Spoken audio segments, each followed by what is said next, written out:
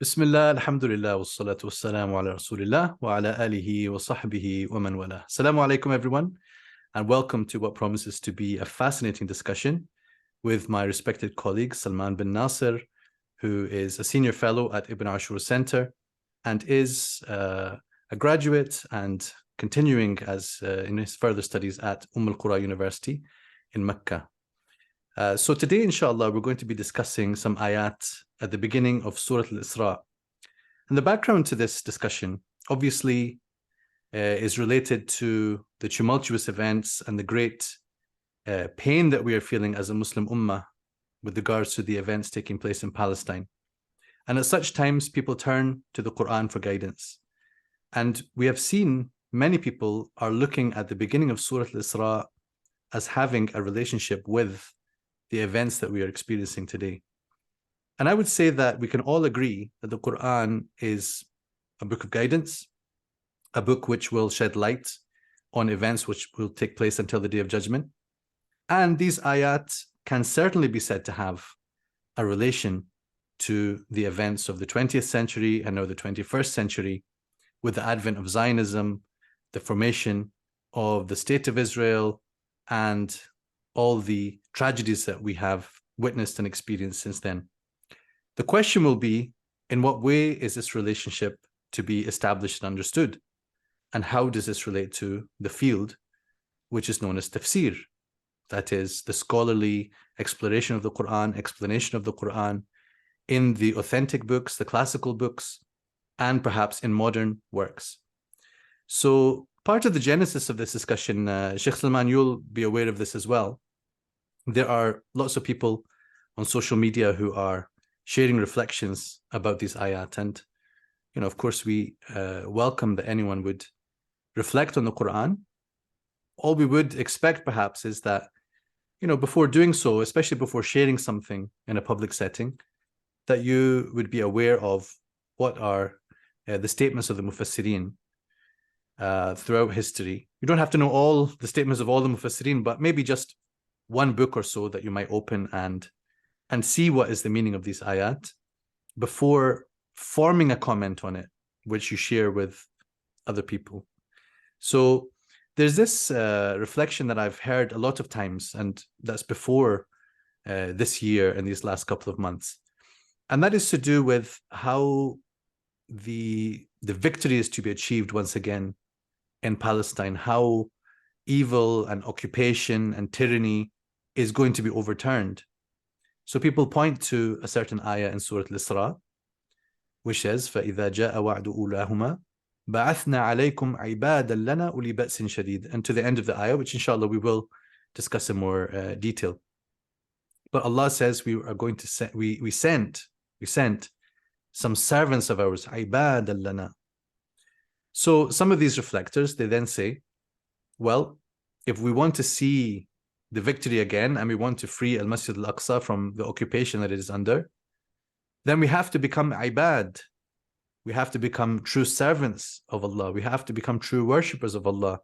We have to fulfill the attributes of ibadah and ubudiyah, true worship and servitude.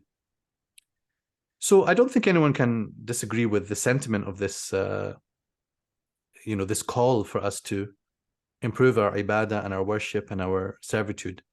The question is whether this ayah indicates what they see it as indicating, and whether it gives rise to this lesson, or whether you can draw that lesson, of course, from other places and other evidences. But are these ayat talking about people who were true servants of Allah subhanahu wa ta'ala in the sense of believers and worshippers and righteous servants? So a lot of times when I've heard this in the past, I was, you know, I've been shocked and I've been appalled actually at some of the people who've shared that. And I said, subhanAllah, if you're to open any book of tafsir, you will find that these ibad that are mentioned in the ayah in Surah al-Isra are unbelievers. Like, as a matter of agreement among the Mufassirin, those ibad are not, this word ibad is not referring to worshippers and believers and true servants of Allah in that sense. But it just means some of Allah's creation, some of Allah's servants. And we'll get into the specifics about that in due course, inshallah. And you have Shaykh Salman prepared some slides which help to guide us through that information as well. But then I realized that those who are saying this, they may have based it on some modern interpretations that have been advanced by some very respected scholars, and among them Shaykh al-Sha'rawi, who you might have noticed here on my shelf. Shaykh Sha'rawi, one of the great scholars of Tafsir and luminary of Al-Azhar University, which I'm proud to also belong to. And he has advanced arguments to this effect. So people may have heard that and absorbed that and been influenced by that, and then they are essentially presenting that as an assumption and as a fact. But inshallah, in today's discussion, what I want to do is to get back to how we study these ayats. How do we answer these questions? What are the sources that we use? And then what can we say about this particular interpretation, its pros, its cons, and then hopefully by the end of the discussion we can have our own conclusion about it, and we leave it to the viewer to form his or her own conclusion as well.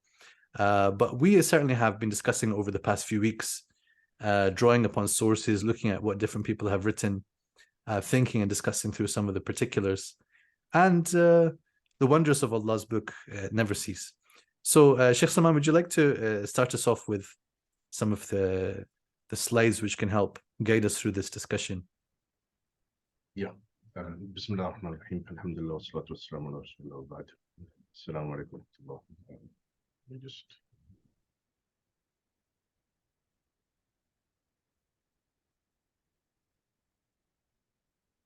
Can you... Yes, inshallah. It's all looking good. Right. So these verses they discuss that the Banu Isra'il will engage in corruption in the earth twice, and so there's a difference of opinion. There's a modern difference of opinion. Otherwise, as you mentioned, classically, all the ulama basically understood this as being references to past events that happened before the time of revelation. As we'll get into the details. So as we see the ayat, we'll notice that there is a prediction which is mentioned. Oh, dramatic effects, mashallah. So this is very suited to our topic, right? So in these ayat, there's a mention of two big events which would happen: events of corruption and events of the overturning of that corruption on the part of Banu Isra'il. So shall we read through this translation? Glory be to him who made his servant travel by night from the sacred masjid to the furthest masjid, whose surroundings we have blessed to show him some of our signs. He alone is the all-hearing, the all-seeing. So these are the ayat that are the precursor to the part that we are particularly studying. And we gave Moses a scripture made it the guidance for the children of Israel. Take none but me as a disposer of your affairs. You descendants of those we carried with Noah, he was truly a thankful servant. And I should clarify that this translation is an adapted version of, I think it was Abdul Halim's you took as the starting point. I used Abdul Halim's as the starting point, but then I borrowed certain things from other translators because Abdul Halim has chosen very specific interpretations for certain things that I was thinking that in the course of discussion we might want to discuss how they've been interpreted. So you need translation that might be more open to so sometimes the translation in a way narrows it down to something, whereas basically there were different ways that they could have gone. Right. Mm-hmm. And the translator might choose a particular understanding. So sometimes I find myself modifying those in case you want to discuss them. Sometimes a more literal translation is suitable, and there are other translators who tend to take a somewhat more literal approach than Dr. Abdul Halim does. Shall we see the next slide then, so we can continue the translation? We declared to the children of Israel in the scripture. So I guess one of the questions would be here, what is fil kitab? What is the scripture? Twice you will spread corruption in the land and become highly arrogant. When the first of these warnings came to pass, we roused against you. Interesting way of putting it. You might say raised or sent against you. Servants of ours. or we could say some servants of ours, of great might. And that's going to be one of the key terms that we are going to think about, as I said, عباد لنا. And they went through your habitations, and it was a warning fulfilled. And after a time, we gave you the turn to prevail over them and increased your wealth and offspring and made you more numerous. So this is still speaking to Banu Isra'il, right? Saying that is what it appears. That Yeah. This is all speaking to Israel. Otherwise, there are certain ishkalat surrounding that related to how the different approaches people are taking to the interpretation of these verses. Yeah. So that point may be questioned or challenged as well. If you do good, you do good for your own selves, and if you do evil, it is against yourselves. And when the second warning came to pass, now we should say that this translation is also making a choice here, came to pass, whereas there's going to be some of them who are interpreting as when it comes to pass, when it will come. I actually intended to change that, and I just didn't. It's fine. I mean, so I think it's good that people see what happens in translation. There is this limiting effect where certain things get, settled in a translation, which in the original text remains a little bit open. So came to pass is, according to the mainstream majority classical established interpretation, that is something in the past. We sent enemies against you, so that something needs to be understood here as implied, to shame your faces and enter the masjid, which would be al-Masjid al-Aqsa, as they did the first time, and utterly destroyed whatever fell into their power. Right, okay. And here there's a couple of ways that ma alaw tatbira could be as well, but maybe not pivot to our discussion. Okay, shall we move on to one other point I'd make here is that I'll just make a note that in verse 5, we roused against you servants of ours of great might, and they went through your habitations. I think Abdul Halim and Abdul Halim and Pickthall, at least, both particularly used the word ravaged. They ravaged your lands. Yes. And when I started digging through the tafsir, I actually found that the word jasu, if you look at the way that many mufassirin have explained it, some of the linguists, the way that they've explained it, there is actually a justification for that. But that's a specific interpretation that they have taken, which basically contradicts what this group of modern scholars are saying. And the word is open to maybe understanding it a little bit differently. So it's roughly speaking like a sort of combing through something. Yeah, so basically like house to house. I think that's sort of the qadr mushtarak that all interpretations sort of agree on, and this is something that has been said, is basically bahth bistiqsa, or talab istiqsa. So seek you out, a thorough search. To route you utterly, I would say something like this. So the way that Shaykh al-Sha'rawi explains it in his tafsir of this verse, says jasu here means الطلب or البحث بدقة عن المجرمين. Basically, it's like you're rounding up criminals. So saying that they're not just wreaking havoc and slaughtering people. They are specifically chasing criminals.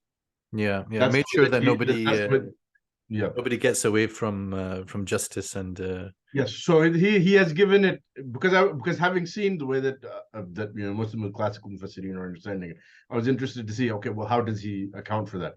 Also, we'll see that. So just maybe to clarify for people then, the reason that he has to soften the explanation a bit is because he believes that this is referring to the Prophet ﷺ and the Sahaba.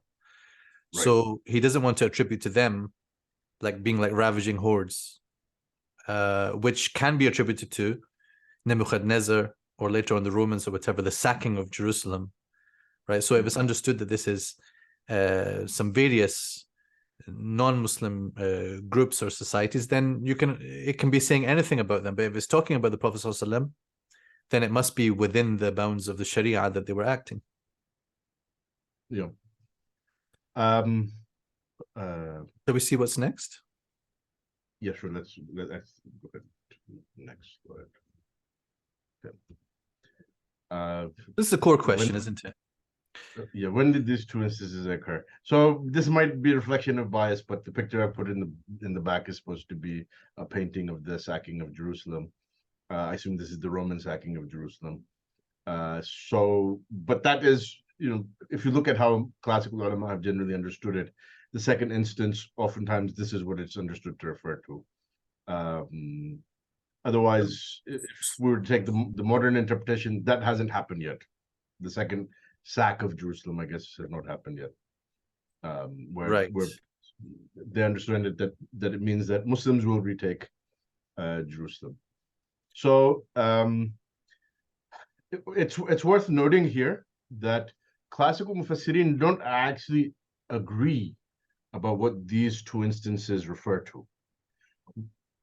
What they do seem to agree on is a sort of a more general point, which is they say that all of their interpretations put these events deep in the past, well before the revelation of Surat al-Isra, in the deep past of Banu Isra'il, at some point or another, when they were receiving prophets and these prophets were giving them these warnings, and they engaged in some sort of ifsad or another, causing corruption in the land, as a result of which they were punished. Basically divine punishment that Allah decreed for them to send on them these people. Wipe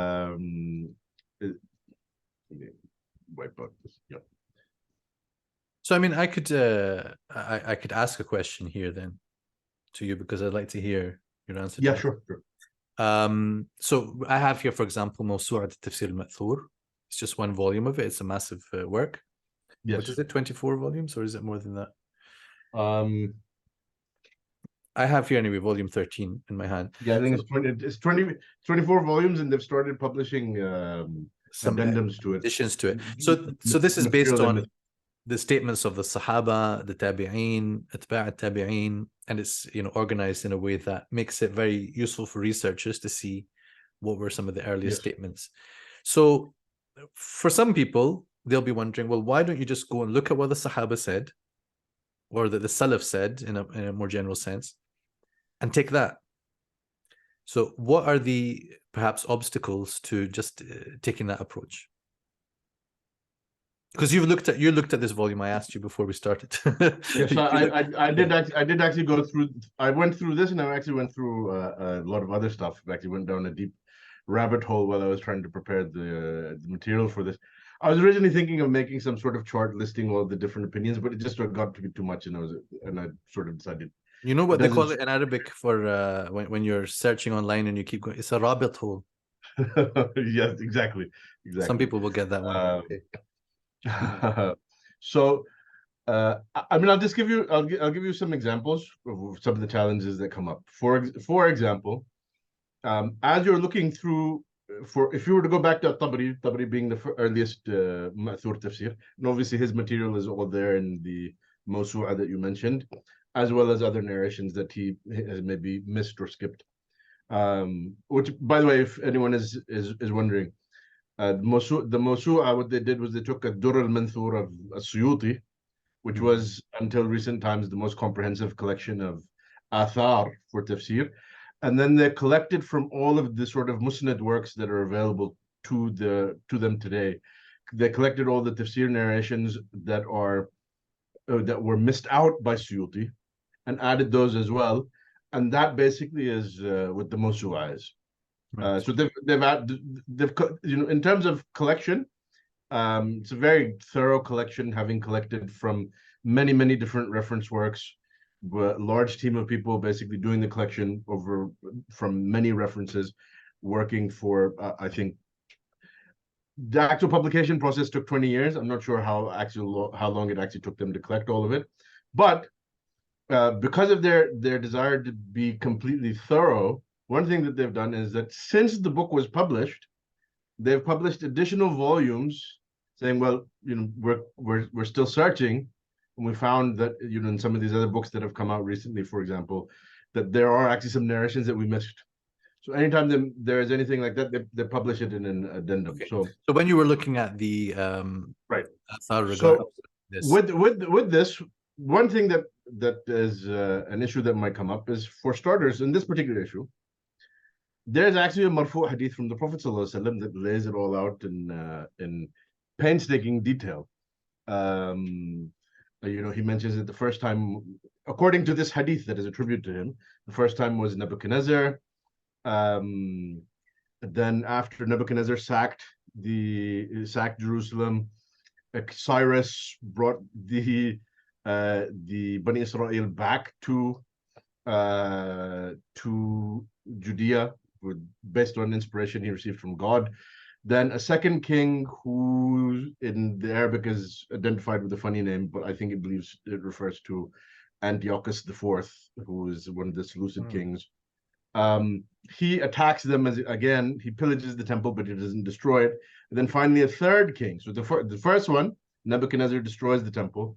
The second, the third one, whose identification is a little bit confusing because his name is a bit funny, but it seems like, not to mention that the name in each manuscript is actually spelled a little bit different, but it seems that he's called Caucus ibn Asitanos or Asinados, which I believe is actually intended to be a reference to Titus Caesar Vespasian.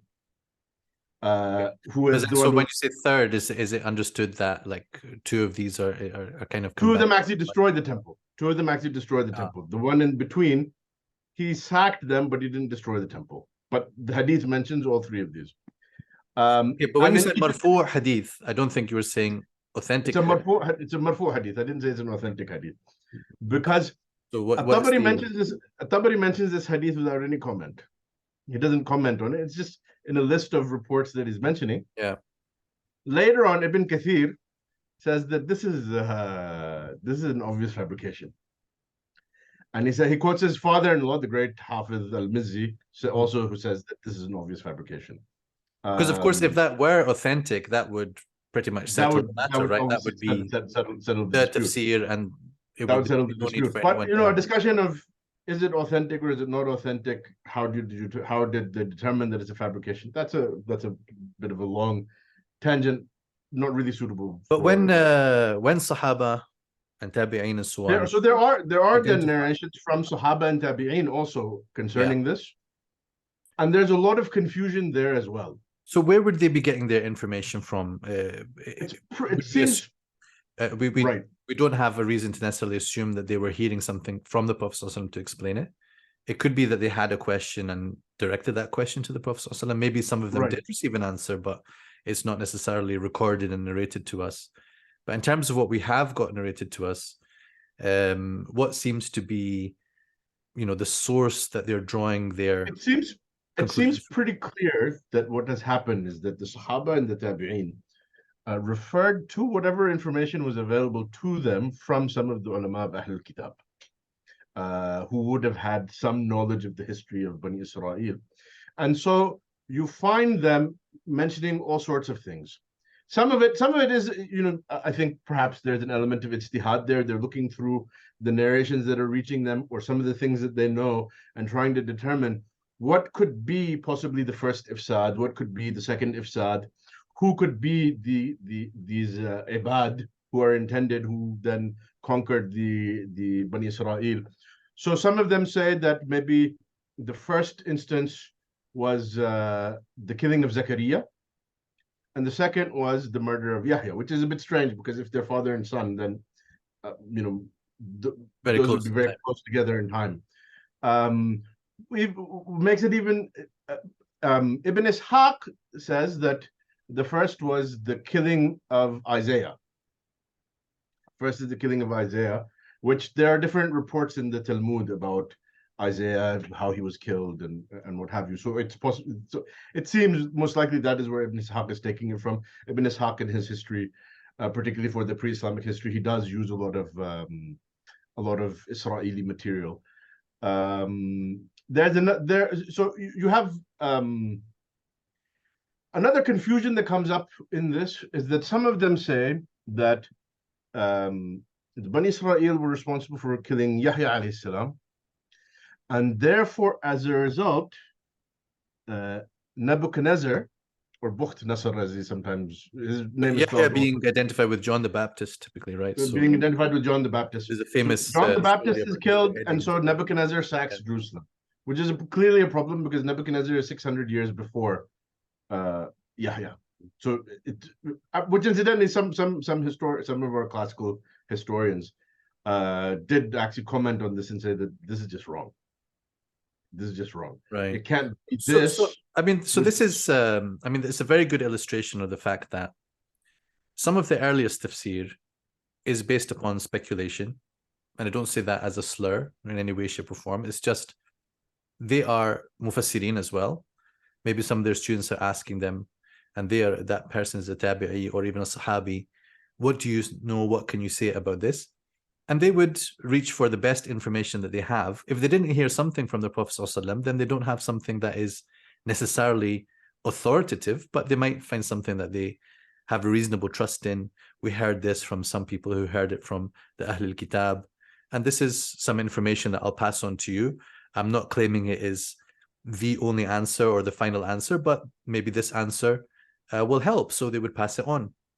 But then later on, our scholars were able to apply new critical lenses. It doesn't need to wait until 21st century for us to become skeptical. You mentioned how Ibn Kathir has looked at a narration that was put in the books, and wasn't criticized directly, and then he said, well, this really ought to be directly refuted.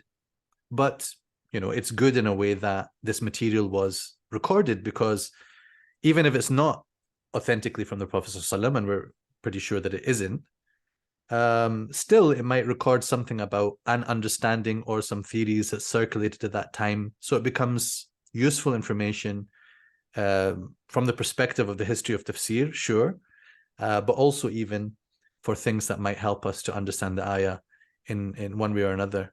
So I think that helps us with the perspective. By the way, one interesting problem that also comes up with these narrations is that in certain cases, this is one of the reasons why I ended up going down a rabbit hole. So you find these sometimes you have these funny names that are spelled in funny ways in Arabic. Yeah. Some of them, I was unable to determine who is this referring to. Is it an actual historical figure that this is referring to or not? So, for example, Suddi, one of the famous Fasirin of the Tabi'in, and everything he reports, he basically says he mixes his sources. He says that because his sources, Jama'ah from the Sahaba and Tabi'in, says basically, he disattributes it to all of them. Yeah. So you can't identify his sources for everything. He says that the first ifsad was killing Zakaria, which led to a Nabatean king named Sahabain being sent against them. Right. With an army, he says, and his army was, he doesn't say that his army was Persian, but his army included Persian. So he's a Nabatean king, right, with a Persian army, and I'm not sure who this Nabatean king is, if this is an actual historical figure that he's referring to or not. I'd have to basically keep digging just to figure out who is this possibly referring to. Ibn Zayd, another famous mufassir from the Tabi'in, he says that that the first ifsad was killing Zakaria, and as a result of this, Allah sent against them a Persian king who he calls Sabur Dhul Aktaf. Oh, okay. And this Shoulder guy. This is someone who, apparently someone with He's someone got with big shoulders. Someone with broad shoulders. I'm guessing that's right. So it's like Dhul Aidi. He identifies him, and then, by the way, all of these aqwal that I've mentioned, these and others, then end up being repeated through many tafsir works through the ages, with some of the mufassirin just mentioning them as we have no idea what it is. And some of them saying, guys, come on, you can do better than this. Some of them are actually being critical. Some of them are actually pointing out, hold on a second, this doesn't make any sense. Yahya is at this time, Nebuchadnezzar is at this time, and so some of them are making critical historical comments like that based on whatever historical sources that they must have had access to by that time. So yeah, I mean, I think this is great. I mean, it's great to shed light on this. You know, I think you're going to pull up from Daryabadi now. So while you're doing that, just to comment on what you're sharing here, it's that there's no shame in the fact that things need to be looked at again, revised. You recognize that whatever statements were being circulated, I mean, were not necessarily based each time on original research. They were just passed on as, you know, with regards to this is what we know, this is what we have, until somebody comes to look into it more and do a different kind of research, which sometimes needs to wait till the modern times when historical approaches have matured. And then you also have to consider that, you know, that research is a very broad thing. I mean, yeah, a single research question might take a person days, weeks, months, years, especially in, you know, in the pre-modern era when, you know, everything was not at your fingertips. Well, the sources that we have, it's natural that people research. Yeah. Also, we have sources now that you know, people didn't necessarily have before. I mean, so it's natural that people will research some questions and leave other questions. All scholars inevitably do that. I mean, yeah. So Mufassirun, their prime concern wasn't what were the two ifsads. They saw there's a general lesson here. These ayat are being addressed to Banu Isra'il. Even so, for example, some on that note, some of the Mufassirin actually make that comment. Like Lucy, for example, after he mentions all these opinions, he says, you know, it's not really that important to know who it was. Well, yeah, I was going to say even Sayyid Qutb, who, you know, I suspected he might be among those who takes this kind of alternative view, which we're going to talk about. But yes, he seems to just follow a standard view, but even more pared down than that, where he's basically saying, well, these are two ifsads, and the point is there were two ifsads. It's a warning to Bani Isra'il not to fall into the same thing because of the crucial thing that's said after that. And if you return, we will return. وَإِنْ عُدْتُمْ عُدْنَا. So the threat that if they do this again, the same things will happen again. So he says that is the point that we're supposed to take from this. As for what were the specific historical events, it doesn't really matter. So if it didn't really matter to people so much, then they didn't necessarily need to look into it more, nor did they necessarily have the resources if they were not focused on an issue like this. Whereas it's quite easy now to be kind of casual and dismissive because, like what we all do, admit it or not, we'll go put it into Google and Wikipedia will come up and I'll read about the sacking of Jerusalem. Even I don't have to do what I would have had to do a few decades ago, which is go down the local library and get out a book. And you know, it's much easier than that now. Even without Wikipedia, there are so many books that we can pull up, and it's easy to then sort of forget that the process of looking into a question like this would have been something quite different for the time that these tafsir are being written. So what you're showing us here is Abdul Majid Daryabadi's tafsir, and actually what essentially he calls it Tafsir al-Quran. It's his translation with notes. And as I understand, the reason that we're looking at this is it's just a handy reference in terms of an English commentary, which goes into these ayat in terms of the standard view, right? Of course, we can talk about some other tafsir and Arabic tafsirs, and we'll touch on those. But this is one which I would say is considerably underrated. This piece of work. Yeah, so I actually I like his tafsir a good bit. I'm not as crazy about his actual translation of the verses, but his, not that it's a terrible translation, but it's serviceable. But his commentary I actually find to be quite useful. And here I think he's actually done a pretty good job in certain things that we'll see in a moment. Right. Okay, so this will just help us get an overview of the right. So just very quickly, and including some of the references to the Bible which are relevant, right? Because that's another thing that Daryabadi was strong in. Is he adds a bit there, and he actually does. I think he does a good job with that. It actually enriches the discussion. So you'll just note here in terms of the layout, just for people who are not familiar. You have the Arabic at the top, but then you have the translations of the verses. And then underneath that, you have commentary.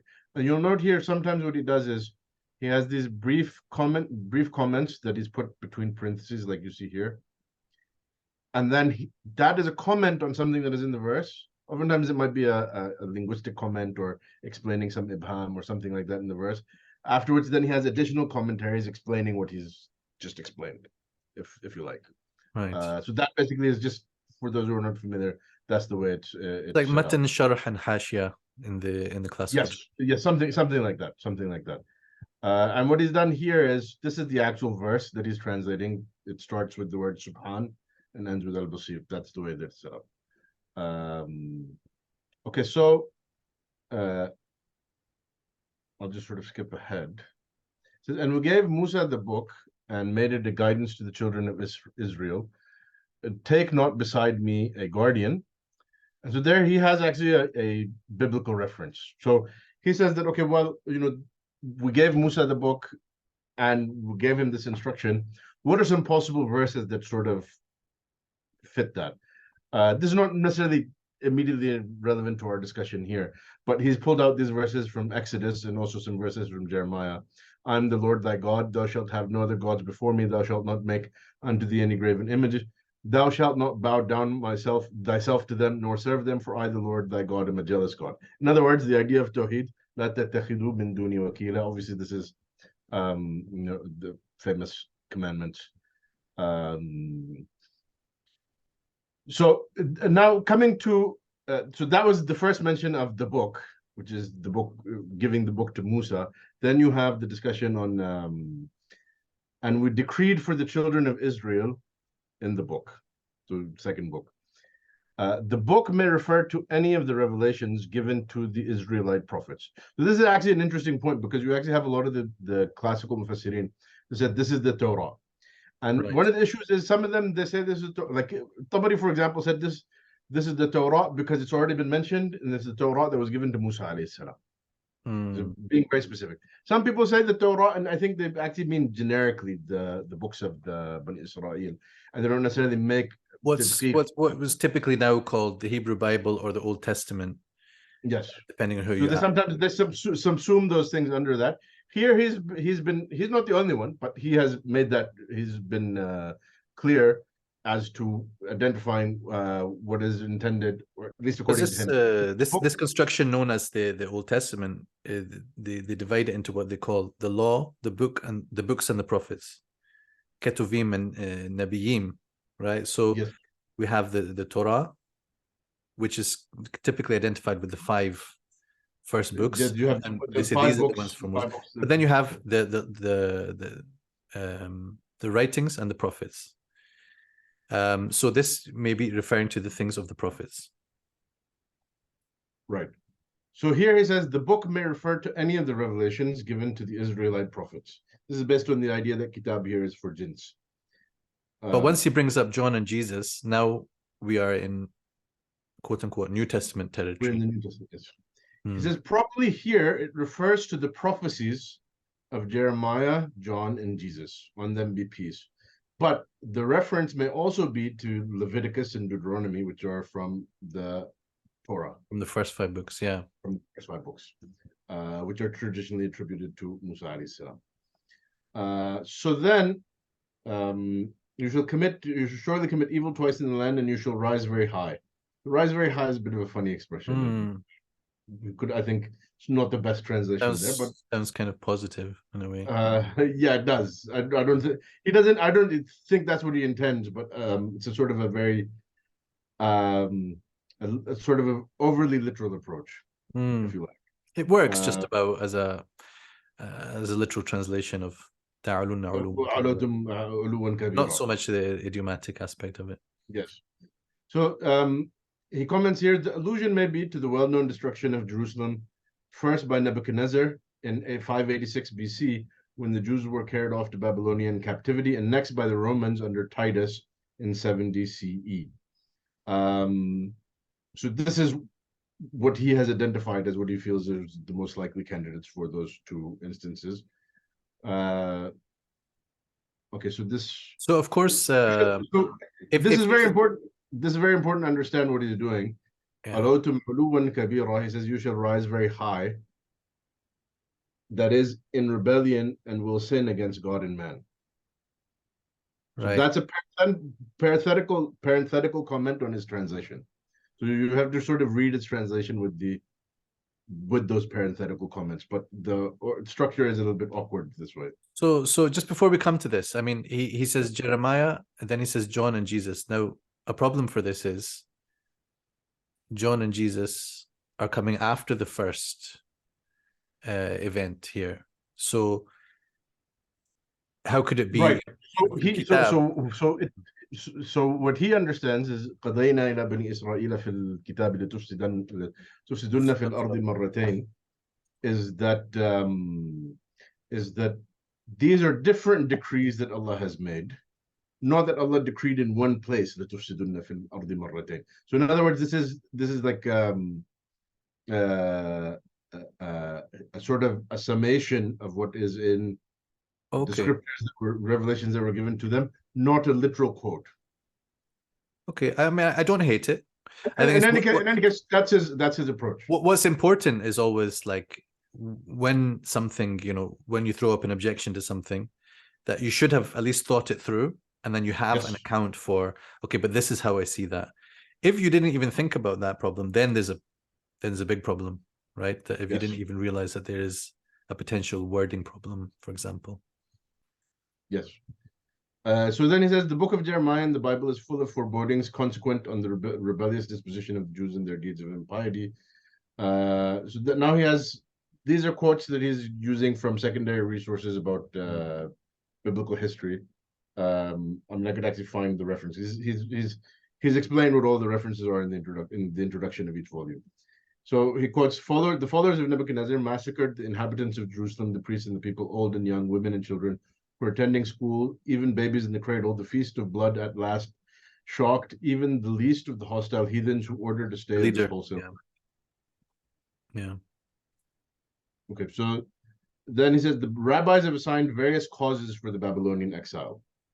So this is basically in the discussion of what was the ifsad. So this quote, some authorities mention general unworthiness, others give specific sins as idolatry, licentiousness, and bloodshed, incontinency in the drinking of wine, too great indulgence to one another, and failure to reprove those who sinned. And neglecting the study of the Torah. And obviously we have all the verses that talk about, turning away from Allah's book and what have you. That would be the Jewish encyclopedia. So, I mean, that's an interesting point, because it can be very difficult and even taboo to bring up this question, but I'm sure that Jewish theologians deal with this question as they have in the past, and then even in the 20th century, the Holocaust which took place, there would be questions as to, why us? Why did this happen? How did God let this happen? And Muslim theologians, if we have them, we would do the same thing, which is we would ask, why is the Ummah in the state that it's in? Why are we being tested in this way? Why has Zionism happened? Why has occupation happened and colonialism happened? What is the fault within us? So it is perfectly valid, of course, to talk about the wrong that others have done and blame them for their wrong. But it also makes sense to ask, if we are a nation which belongs to God, why are we being afflicted with such things? And I would, so just to break up the data here with a little reflection aspect, which is related to what we're saying. This crucial question of who are the Ibad that Allah sent against the Banu Isra'il, we have to first remember the Banu Isra'il were the Muslim Ummah, right? So before there was a thing which we now call the Muslim Ummah, the followers of Sayyidina Muhammad alayhi Bani Israel were the Muslim Ummah, or a Muslim Ummah at the very least.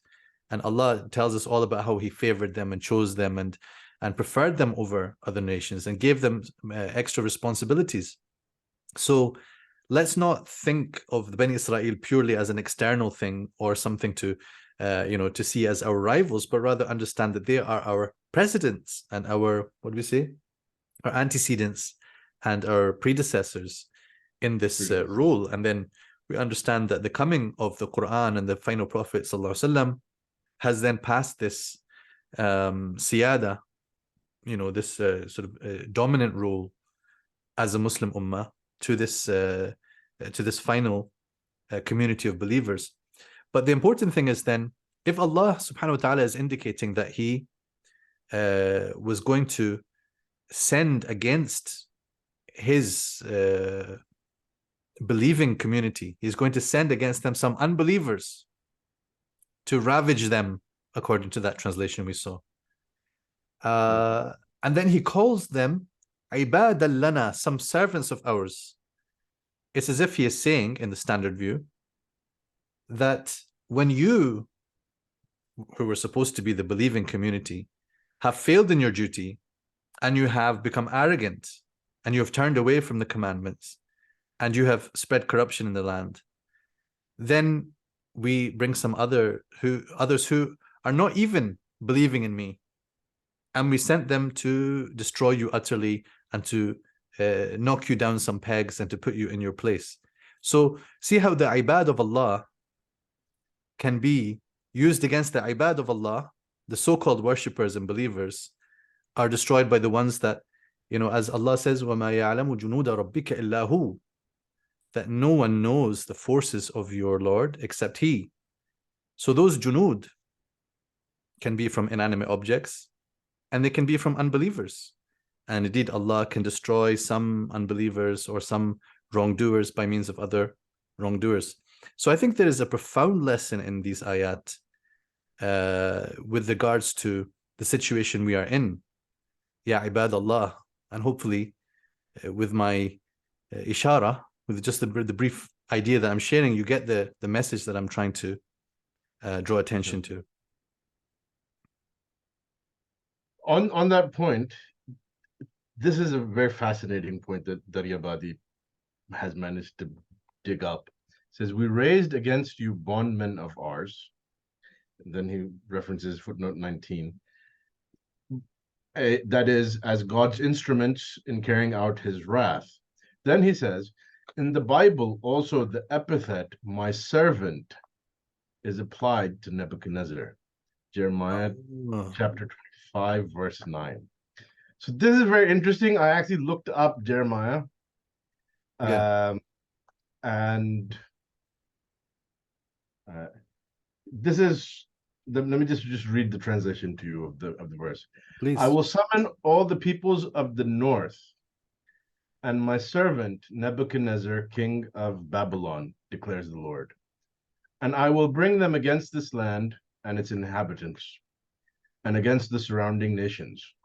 I will completely destroy them and make them an object of horror and scorn and an everlasting ruin. Wow. So I wonder how the commentaries then elaborate on this. I don't think anyone before Daryabadi has specifically. Well, what I mean is the biblical commentaries. So I'll have a look at that while you're continuing. I'll look at this. Sure. Yeah, absolutely. Yeah, actually, that's a very interesting question. That's a very interesting question. What do how the biblical commentators, particularly the classical Jewish commentators, I mean, it would be interesting to know how they understood that. I suspect it's going to be much like what I just said. Yes, absolutely. Because I mean, clearly they didn't consider Nebuchadnezzar to be some sort of believing righteous king. So that was 25:9, was it? Jeremiah 25:9. Yeah. He says, we raised against you bondmen of ours, endued with great violence, so they entered the dwellings and it was a promise fulfilled. So so then it just describes, there's a quote from the Jewish Encyclopedia, Nebuchadnezzar was most merciless towards the conquered people. The Jewish king Zedekiah was seized while fleeing. His sons were slain before his eyes, and he himself was blinded. So 21 is explaining Fajasu khilal ad-diyar, so they entered the dwellings. So listen to this. This is just something commentary here. So the ruin of the land by Judah, the king of Babylon's army, is here decreed. God sent to them his servants, the prophets, first, and they were not heeded. And therefore God will send for his servant, the king of Babylon, whom they cannot mock and despise and persecute, as they did his servants, the prophets. Note, the messengers of God's wrath will be sent against those that would not receive the messengers of his mercy. One way or other, God will be heeded and will make men know that he is the Lord. Nebuchadnezzar, though a stranger to the true God, the God of Israel, nay, an enemy to him, and afterwards a rival with him, was yet, in the descent he made upon his country, God's servant, accomplished by his purpose, was employed by him, and was an instrument in his hand for the correction of his people. He was really serving God's designs when he thought he was serving his own ends. Justly, therefore, does God call himself the Lord of hosts. When I mentioned about Junud, right? For here is an instance of his sovereign dominion, not only over the inhabitants, but over the armies of this earth, of which he makes what use he pleases. He has them all at his command. The most potent and absolute monarchs are his servants. Nebuchadnezzar, who is an instrument of his wrath, is as truly his servant as Cyrus, who is an instrument of his mercy. The land of Judah being to be made desolate, God here musters his army that is to make it so, gathers it together, takes all the families of the north. I will not go on further, but this is just one commentary. Which commentary is it, by chance? So this is a commentary by Matthew Henry. So, right, Matthew Henry is no, I do apologize for Bible students who will say I chose something that was random. It is random. I chose it randomly, and happily we will hear other commentaries. But I think that is quite profound in terms of its relationship to what we are talking about here. Yes. So Fajasu Khilal al-Diyar, he translates as, so they entered the dwellings. He then glosses it, capturing, pillaging, and murdering. And then he has this quote from Jeremiah, and burned the house of the Lord and the king's house and all the houses of Jerusalem and all the houses of the great men burned he with fire, and all the army of the Chaldeans that were with the captain of the guard broke down all the walls of Jerusalem round about. That kind of sounds like the Khilal al-Diyar. Yeah, so in such situations, you know, it's not that you have to do tafsir of the Quran using the Bible, but if there is, but the Quran does make subtle references to the Bible. Sometimes it makes references to the Bible to actually rebut something that is there. Like, for example, an obvious example of that is وَمَا مَسَّنَا مِن لُغُوبٍ is clearly sort of a correction of Genesis, where God creates the heavens and earth in 6 days, and then he rests on the seventh day. But so the Quran rebuts that, says وَمَا مَسَّنَا مِن لُغُوبٍ. So the Quran actually does engage in these sort of, Allah alam whether this is in fact the reference that is intended, but it certainly seems like a compelling so the ayat can be basically understood without this information, but with this information you have a depth of understanding that would be otherwise lacking, because you wouldn't have the context of the stories that took place. But we could agree with those commentators that we mentioned, Al-Alusi you mentioned, Sayyid Qutb I mentioned, who say, the main point is achieved without knowing specifically without any of this information. What were the two events. But still, it was important to understand that there are two events that happened in the past. Yes. Okay, so this quote is also very interesting.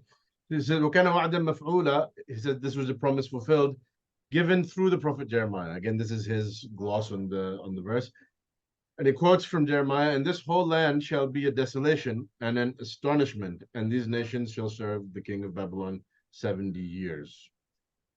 Then obviously that is before ثُمَّ رَدَدْنَا لَكُمُ الْقَرَّةَ عَلَيْهِمْ.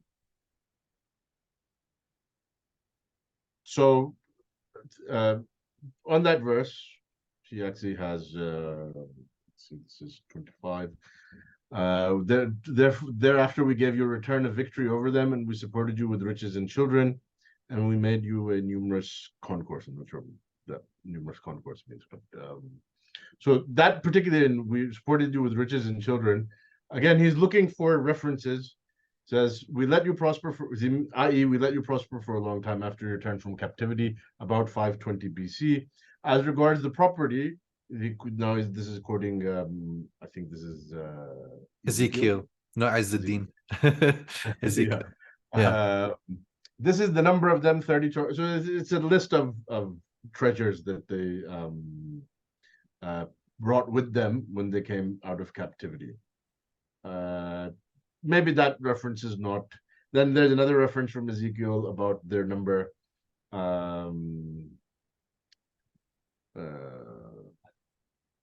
Okay, so for the second one, sorry, let me see the number. It's a little bit awkward because you have to keep see the number and then the comment 28. Okay. So after this, we're going to start looking at the alternative view. And so now with the second promise. Then when the second promise came, we raised up a people that they may disgrace your faces and may enter the mosque even as they entered it first. Okay. So for that, he says,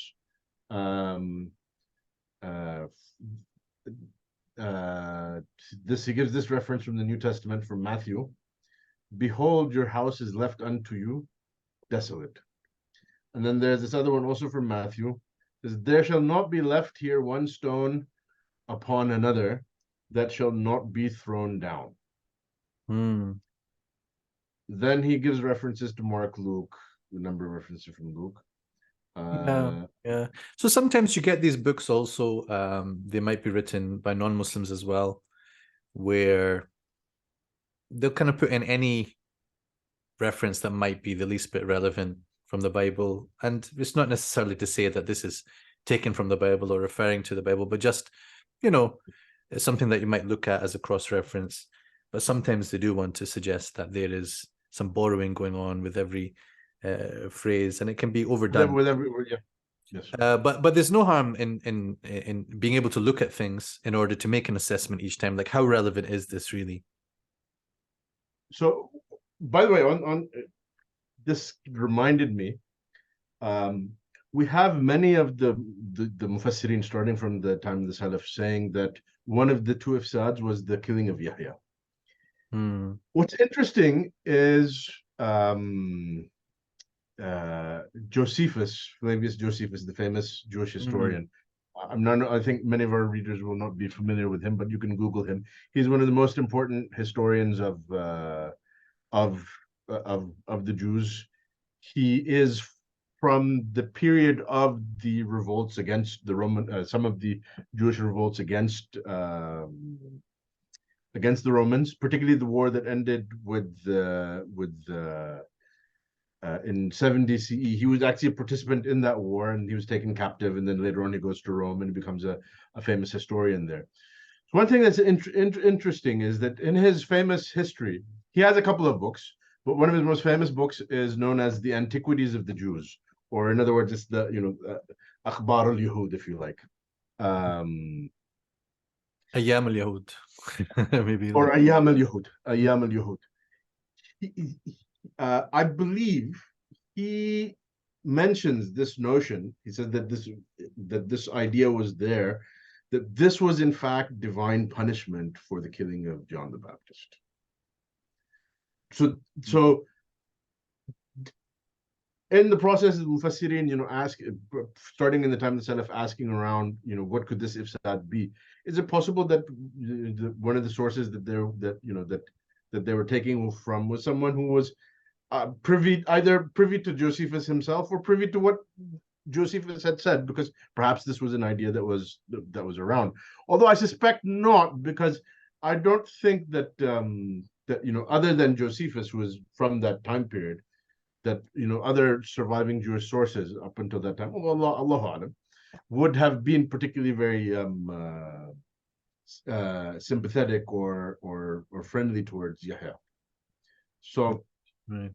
It raised an interesting question about what are these sources that they're drawing from. So are we? There's more of these references here, but I think we can. Yeah, let's leave that one off at the moment, because let's if we take off this share screen. So I wanted to say something about the alternative view and those who hold it. So just to give credit to a lecture that I watched briefly. I'm just trying to if you just remove the share screen, please. Yeah. So there was a lecture by Majd Makki, Allah preserve him. There was a presentation he gave, which was about a book which you're going to show us the cover of a little bit later.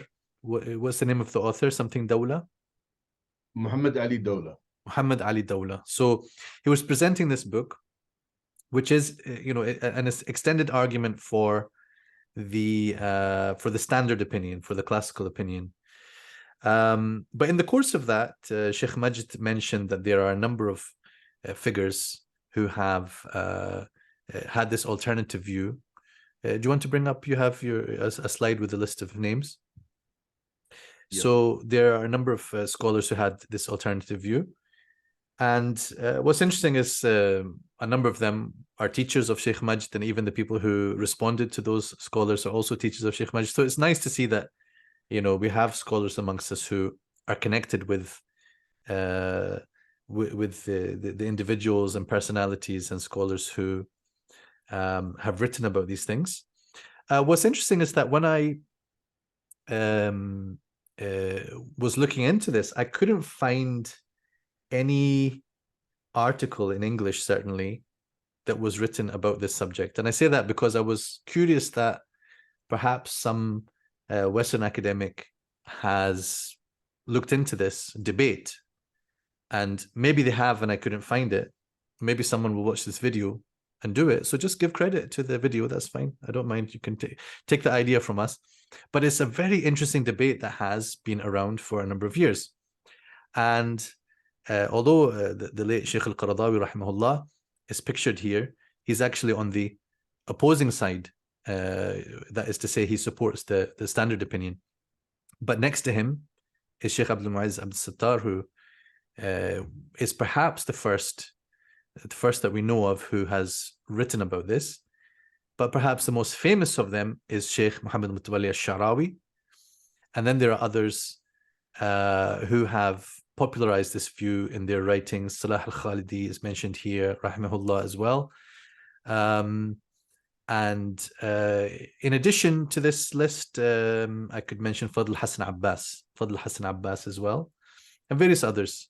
It's a fairly popular view, this alternative view that we're going to say, where this is a section of Zionism. Right. Yeah, it's what's interesting about this is before actually trying to look into this stuff and before hearing Sheikh Majd's lecture, this was something I knew. Sheikh al-Sha'rawi is one of the popular people who takes this view, because I'd heard him on this before, and it's something that I hear everywhere, but I'd always sort of wondered, well, but where did it actually come from? Who originated it? Because I mean, I don't know.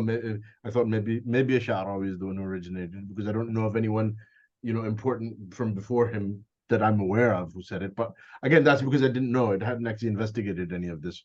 So Alhamdulillah, his lecture was actually very beneficial in helping put together a list of some of the names of people who have who actually took this view, and actually understanding how this discussion developed. But for me, actually, incidentally, this is something that the first interpretation that I ever heard of these verses was, in fact, this interpretation. Started going back to when I first started my studies.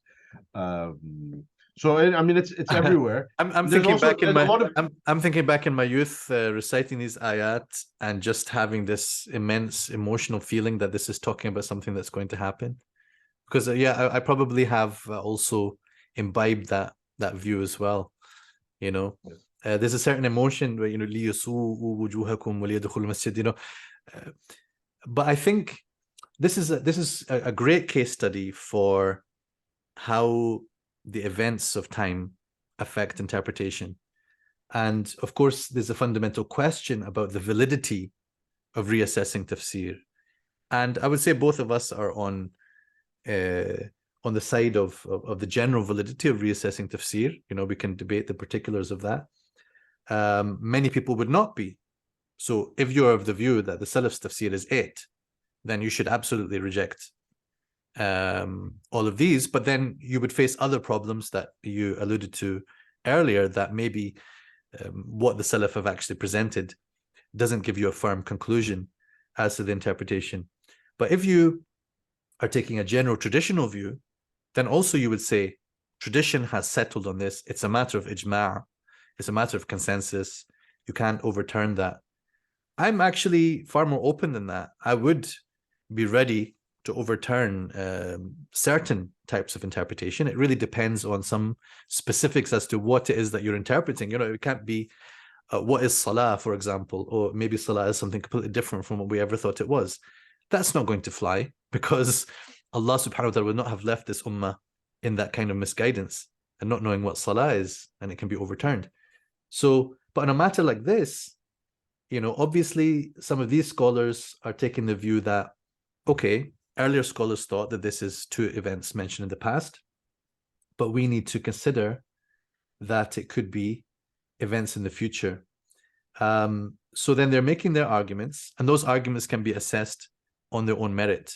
There was a point that you mentioned to me before we started, and it's to do with the Salaf tafsir, the tafsir of the first generations. So notably absent, isn't it, is the view that, hey, these ayat are about us, that the first wa'd is about us as the Sahaba. You didn't come across that, did you? That any of the Sahaba said these ayat were talking about us, or that this is a prediction? Because even, you know, according to some way that you might read Shaykh Sha'rawi's view, among others, is that this could have been seen as a prediction of something that was going to happen at the hands of the Sahaba, you know, after the revelation of these ayahs, but before, you know, the passing of the Prophet ﷺ, before the end of that time in that generation. So the fundamental question here is about the validity of new tafsir. It's about the method of reassessing tafsir, and about you know, about the debates that ensue. Right. So I mean, I think in this particular issue, and again, I think this something has to be taken sort of as you suggested, on an issue by issue basis, because we do have something in the Sharia called ijma'. But one of the problems with ijma' is that ijma' is oftentimes used by people as just sort of like a blunt tool to shut people up. And you see, I mean, for those who are familiar with the fiqh books, you see this even in the fiqh books, that people will quote ijma' on issues in which there's actually a widespread ikhtilaf. And sort of the idea, the way that it's sort of used as well, there's ijma', so the discussion is over. Whereas there might not actually be ijma'. So one of the questions that I think has to be addressed when dealing with this sort of thing is, well, what actually constitutes an ijma'? Obviously, I don't want to get into that discussion right now, because that's a big discussion. What actually constitutes an ijma'? What actually constitutes an ijma' in matters of ahkam? What constitutes ijma' in matters of tafsir? And is there a difference between the two? Is there a difference? Because, you know, the example that you mentioned, I think clearly there are verses that are talking about salah.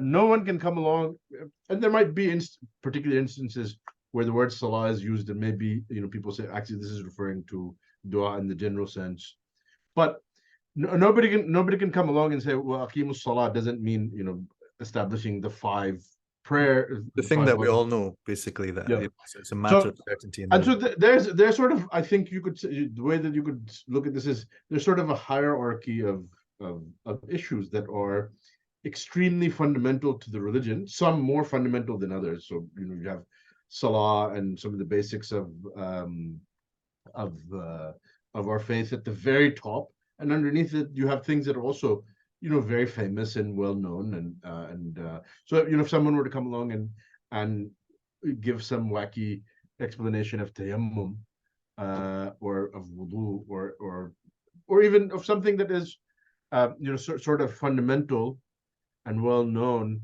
that is, you know, mentioned in the Quran, other than ahkam, you know, that would be outright rejected. And I think it would be safe to say that yes, this person has gone against ijma'. Then so you start getting into things. things that are maybe more subtle. And so there's more wiggle room for people to say, actually, for these reasons, a new interpretation is simply not possible here. Or looking at it and saying, actually, you know what, for these reasons, maybe the Salaf didn't, because the Salaf, as we've seen from our discussion, with identifying the instances of the ifsad, the Salaf were themselves relying on Israelite sources, if you like, or kitabi materials.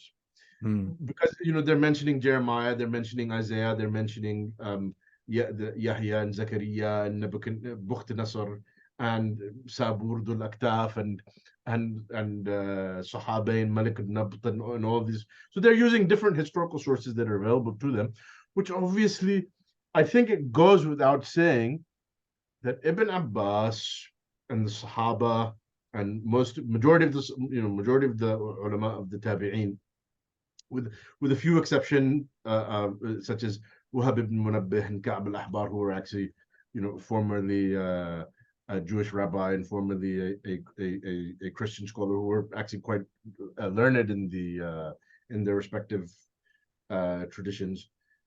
With certain exceptions, it goes without saying that the majority of the Sahaba and the Tabi'in were not experts in biblical literature and history of the Jews and Christians, or world history generally, of basically anything before the Islamic Islamic era. It's natural that even scholars who are coming just a few generations after them might actually have access to things that they didn't have access to. It's natural that ulama today might have access to things that they didn't have access to, or that ulama today might have access to things that ulama before them didn't have access to. Yeah. So I think because I think there probably are some people who would look at what Daryabadi has done and said, why is he quoting the Bible? Yeah. And maybe take exception to that. Except that you find that Ibn Abbas and the Sahaba and the Tabi'in, they actually are taking a similar approach. I think they would see what Daryabadi is doing as a successful attempt to actually build on the approach that they had built, that they themselves had taken, but they were doing it with whatever information was available to them. So clearly, that's I think is an example where the door is open.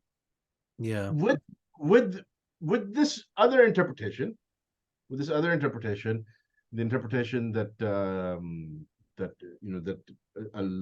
Ifsad al-Awwal is actually referring to the Jews of Medina and surrounding areas, and that they would be conquered by the Sahaba.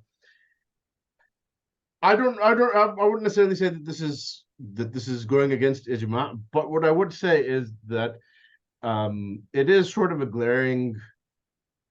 I'd have to consider it, but what I would definitely say is that it is a glaring problem that if this was a prediction about something to happen in the time of the Prophet ﷺ, or immediately following the time of the Prophet ﷺ, why did nobody notice it until 1956?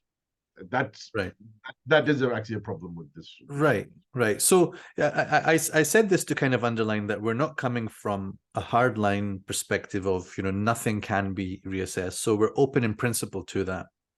It's a matter of... It has to be done with the practical assessment. So anyone who's seen my paper called Fights and Flights, it's an open access paper. You can find that I argue at length for some views that were either discarded and overlooked in the case of Ibn Taymiyyah's interpretation of the Qisas verse, or were severely criticized and called ijma' breaking, such as Abu Muslim's explanation of the ayah of Ibrahim and the birds. So from that paper, you would certainly gather that I am someone who is open to alternative readings that have been, also called ijma' breaking at times. But here, we're going to assess it in terms of, how well does it fit the words of the ayat, but also in terms of how well it fits the waqi'. You mentioned wacky opinions earlier, so sometimes I say this fiqh al-waqi' and this fiqh al-waqi', right? So where it's just completely off. You're looking at the situation and then you're twisting the rulings of the deen to fit the situation. But here, I have some questions which I might raise later as we see them regarding the understanding of some of these scholars of the situation that they're in, because I'm wondering, really, how do they see that? لِيَدْخُلُوا الْمَسْجِدَ كَمَا دَخَلُوهُ أَوَّلَ مَرَّةٍ. We all know that Al-Masjid al-Aqsa is not free. We all know it's under occupation. And yet it is not the case that it is, the Muslims altogether are banned from it. I know that many of the Muslims are banned from it, right? So like Palestinians, residents of Jerusalem cannot enter if they are under 40 or that. These kind of restrictions are imposed all the time. But at the same time, it is under the protectorate of the Jordanian royal family, if I understand correctly. So there is occupation, there is oppression. But is it of the kind that fits the ayah, which seems to sound as if the Muslims have been barred entirely from the masjid, and then, or the Muslims or whoever will come and enter the mosque as they entered it the first time. And the implication would be that the Jews have actually taken it over, except we know that notwithstanding some of the events, the aggressions and so on that happen, that they don't actually worship in the masjid, in the temple. Now there is, of course, here we could elaborate on this alternative view and say maybe it's still predicting something that hasn't yet happened. Like we haven't reached that stage yet where they're going to actually entirely take over al-Masjid al-Aqsa. So these ayat are predicting that event, and then the overturning of it. And in a way, Shaykh Sha'rawi's view, when he comes round to talk about فَإِذَا جَاءَ وَعْدُ الْآخِرِ, this is in the later part of the surah, ayah 108, is it, of al-Isra? Around there, yes. إِذَا جَاءَ وَعْدُ الْآخِرِ جِئْنَا بِكُمْ لَفِيفًا. So he actually sees that as being a pointer to the fact that this is a prediction and a divine decree that the Jews will gather once again in Palestine and in Jerusalem and its environs, and this will be the place of their final defeat, right? So then he's then connecting this to all the sort of the hadith which talk about some kind of existential battle between the Muslims and the Jews. So obviously these are sensitive issues to bring up, with a lot of complexity into how we understand the references to the Jews and the Israelites in the Quran, and how we understand them, all these things in the hadith, and what is the connection between those communities as a whole, the faith communities as a whole, and then those who are being described as the people of who sow corruption in the land. And we just remember the Quranic dictate that laysu sawa'an, so not everyone is the same, they're not all equal. So, but here we are talking about a matter of interpretation. Are the ayat talking about some final event which is still to take place, or that has started to take place? That is to say, the second ifsad in the land, and what we still haven't had is the final freeing of the land. So, can we proceed on to the next slides that you've got? Can you see the? We can see it, yeah. Oh, so this okay. was arguably the first. Yeah, go ahead. Yeah, so you were telling me earlier that this seems to be the first. Right, as far as we know, as far as we can tell, and this is what Shaykh Majd has sort of seems to have confirmed this himself, that Shaykh Abdul Mu'izz is the first person to advance this view. It was published in it was an article that was published in Majallat al-Azhar in 1376 Hijri, which is basically 1956. It was so just this, before we go into his argument, first of all, as we said, if people have no reason to reassess an understanding or interpretation of the ayah, then they won't do it. But if they have a reason, such as some tumultuous events have happened, then they may do so. They may come back and say, right, well, you know what, maybe we didn't understand this ayat correctly. Maybe because it's not as if the matter of the corruption of the Banu Isra'il is done and dusted in the ancient history now. We are living it with the Nakba of 1948 and its surrounding years. So surely we have done an injustice to the Quran by interpreting it as purely about past events. That could be one perspective. And I think based on what Shaykh al-Sha'rawi has said, one of the points that he makes is, he says the dharf إذا is used in the verses, and he says إذا is used for al-mustaqbal. It's used for al-mustaqbal. That indeed is the general rule, that it's used for the mustaqbal. Yeah, I thought that point is not so firm. I mean, right. So, but what I would say in his defense is, it's not that great a point, because there are exceptions to it, and Had mentioned that this is a general rule, but it can be used for the past as well. And then they give actually a list of examples from the Quran or from Sha'r or what have you. And there are actually examples from the Quran and examples from Sha'r where it's used for the past as well. But I think what Shaykh Sha'rawi, from his perspective, what he would say is that, look, the zahir of it is for the future.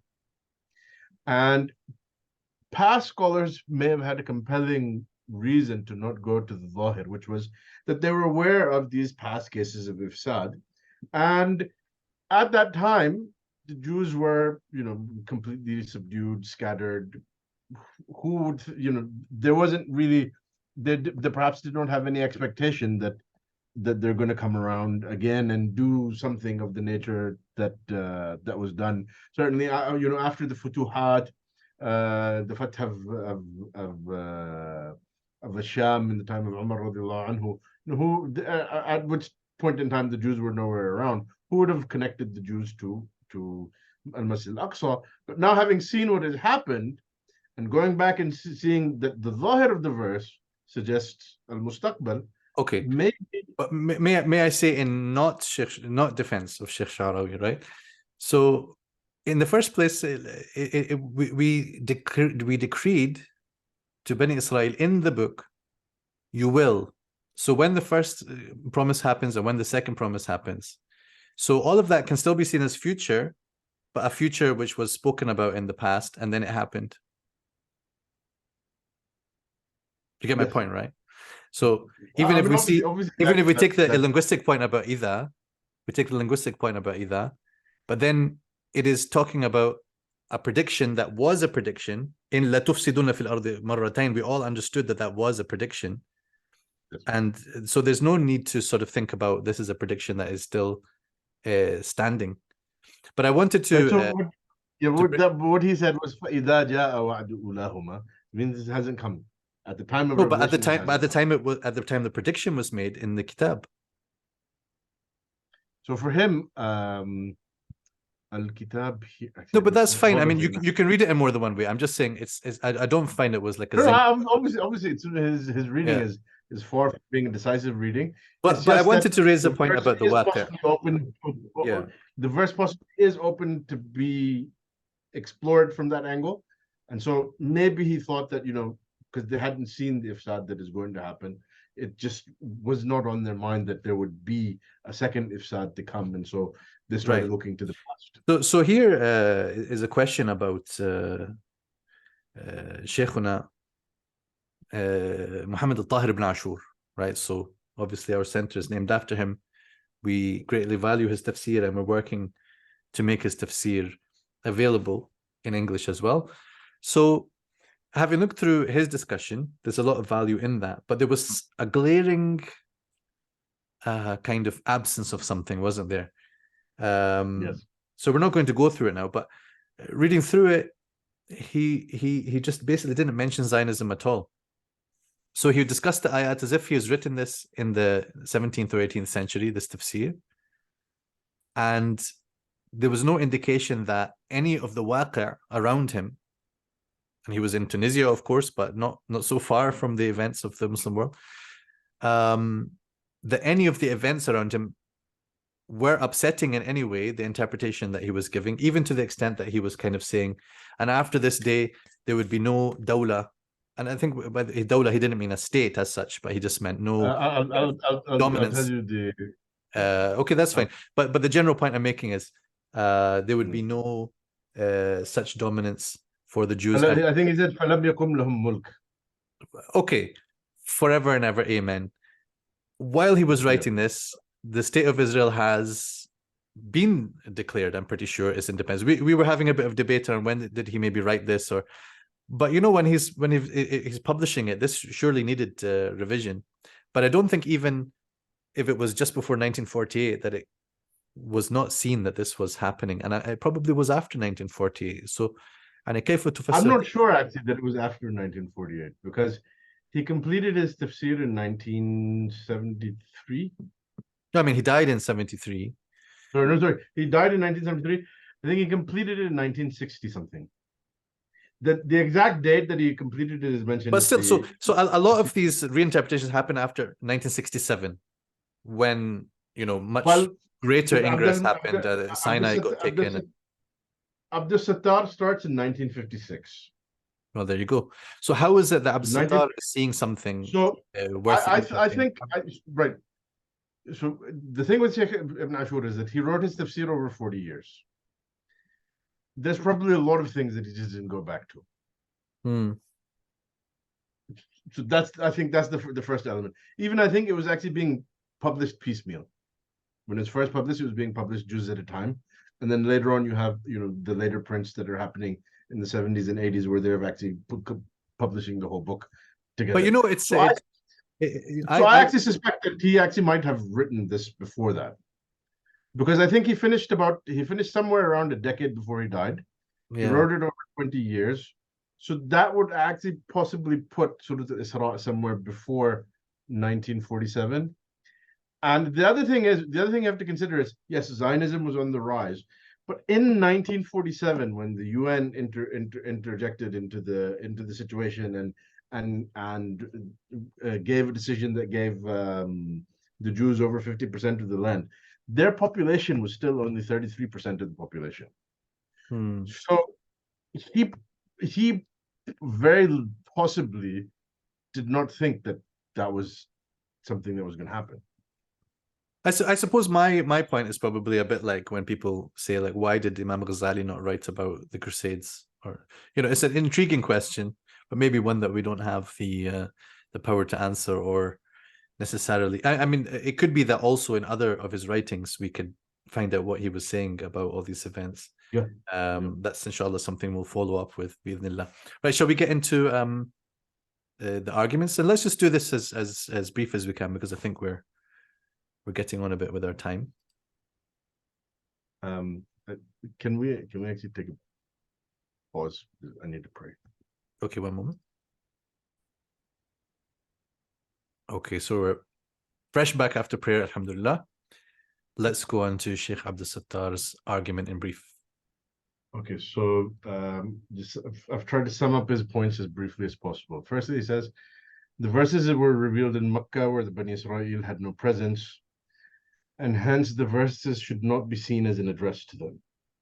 By the way, Shaykh Abdus Sattar, one of the issues I found with this topic is that there's not a lot of readily available resources for it. There's this short article by Shaykh Abdus Sattar. It's very short, and I found it to be, somewhat or quite unsatisfactory. Even Shaykh al-Sha'rawi's explanation, he goes into a little bit more depth. But again, it's transcribed from lectures. There are some people who have written about this, but it's a little bit difficult to get a hold of their writings. Shaykh Salah al-Khalidi, I was able to find his discussion of this in his book, Al-Shakhsiyya al-Yahudiyya fi Daw al-Quran. But even though it's something that's written, it doesn't go into a lot of depth. And then there's actually a lot of things that I've heard here and there over the years that there's not any written source that I can actually source it to. It might very well be that some of the works that people have written that address this, that perhaps tried and go into a little bit more depth, I just have yet to actually access them. But this is one of the issues with trying to put something like this together, is that there's not actually a great deal to go on. But in any case, this is one of the arguments that he makes, and I find it rather odd, to be quite frank. Yes, it's true they have no presence in Medina. Sorry, in Makkah, but you know, لَتُفْسِدُنَّ فِي الْأَرْضِ مَرَّتَيْنِ. مرتين. Who is this addressed to? It's addressed to Banu Isra'il, obviously. So, because it's an address, it's لَتُفْسِدُنَّ. No, but I'm surely on some level he sees it as an address to Bani Israel. Is that the point that he's No, disputing? of course he does, but I think he, it needs some. If you're going to make this point, you sort of have to. Is it possible that what he's getting at is the real point being made is to the believers? Yeah, sure. But then sure. ba'athna alaykum is still talking to Bani Israel, right? If you read the verses, it looks to me like it's very clearly. Right. So let's say that we're not clear. So at least the point needs to greater clarity and fleshing out. Anticipated that and dealt with it, or dropped this point. So it seems to me also to indicate that this opinion was maybe, if you like, born prematurely. You know what can happen sometimes is at least some of its arguments. At least some of the things could be by way of, you were saying it in a dars and then some people wrote it down and then they published it like that, or although I think you're telling me that this was written as a research paper. He wrote it as an article which was published in Majallat al-Azhar. Al-Azhar, okay. Majallat al-Azhar. Right. مجلة الأزهر الجزء السادس المجلد الثامن والعشرون 1376 euros. So it passed some reviewing then. Okay, next argument. Or did it? Okay, so next argument. But other Azhari scholars are going to refute this, so that there is hope in our institution. Right. So he says the discussion of the Isra is intended as glad tidings to the. This is building on the fact that there's no Jews in Mecca. So he says, well, what's the purpose then? The purpose is talking about the Isra. The Isra is giving glad tidings to the Muslims who at the time are weak, they're oppressed. It's giving them an indication they're going to have a very important role. Al-Masjid al-Haram, which at that time was in the control of the Mushrikeen, is going to be theirs, as well as Al-Masjid al-Aqsa. Both are going to come under their authority, which, this is at a time when they are extremely weak. And so this is, something that is sort of to comfort and encourage them and what have you. Okay. That sort of, but he tied that with the first point. It was unfair for me to put these as separate points, but he did kind of say it, so I felt it needed to be singled out for comment. Yeah, I think the first point probably is a loose wording. If he said it's not, most likely it was loose wording. Who's the maqsood bil kalam? I think that's his point, probably. Yes. Yeah. Right. So then he says if you look at the usloob of the Meccan surahs, whenever they talk about the ifsad of Banu Isra'il, it seems maybe you need to click again. Something's got chopped. No, I seem to have deleted it. All right. The end of that thought got deleted. Okay. So I'll just complete it for you. This is what we call hadh, and it's got taqdeer, It's جواب محذوف. الإيجاز is قمة البلاغة. Right. So you could say as I accused Shaykh Abdul Sattar that my slides were born somewhat prematurely. Right. The Meccan surahs generally simply list the various forms of corruption that Bani Israel engaged in. Nowhere do you find like an address to them saying that تفسدن في الأرض مرتين, or you did this, you did that. It's just a list of things that so he says that there's something special and unique about this address. Okay. Not much of a point, I would suggest. Right. So then he talks about the idea of عباد لنا, Right. that they're basically God's servants. And he says that, he generally mentions this idea, which, as we will see, Shaykh al-Sha'rawi has developed a little bit further. Yeah. He generally mentions the idea that, well, this is not really an appropriate description for Nebuchadnezzar or Sabur or Sahabain or any of these other kings that have been mentioned by the classical mufassirin. It's a worthy description of the Sahaba. They were truly Ibadur Rahman. We can definitely agree at first glance that this is more obvious, that Yes. the ones called, Ibad.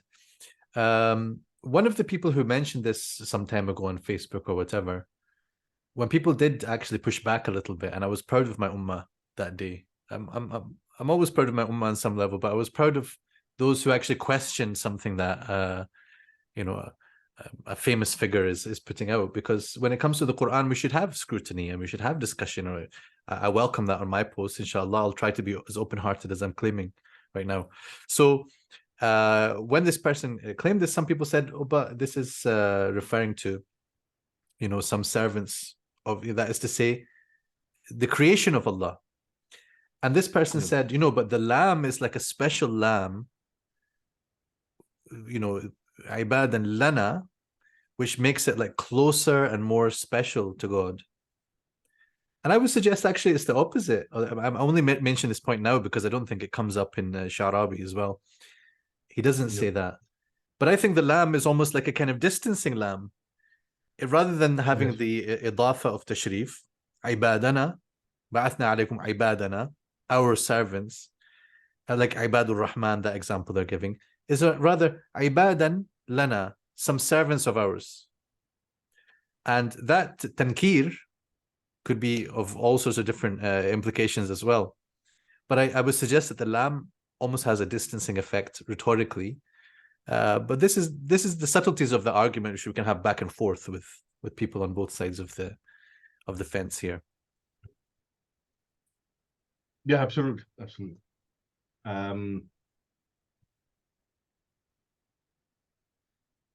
Okay, so the Jews have never been as numerous or prosperous as they are today. I mean, I'm not so sure about that, but anyways, then he does make a somewhat of an interesting point. He says, nor have they ever had as many supporters as they do today. This is how he understands He says, look now, at their basically America, England, and France are all ready to rise up to help them and assist them in their wars and what happened. Obviously, this is 1956. Some of these things are very fresh. But look at the situation today. I mean, subhanallah. I mean, it's hard to argue against his kind of. I mean, I don't want to say again. I don't personally. Yeah, I don't really like to think of as an observation. Yeah, as a Zionist state, as quote unquote the Jews, I don't like to see it that way. But I'm saying if he were to identify it that way, there would be strength to this argument because the quote unquote international community has demonstrated that it's willing to stand by and sign off on genocide and support it, go against all their values for the sake of this particular colonial project in the Middle East. So the Waqa would support this argument more than ever, I think.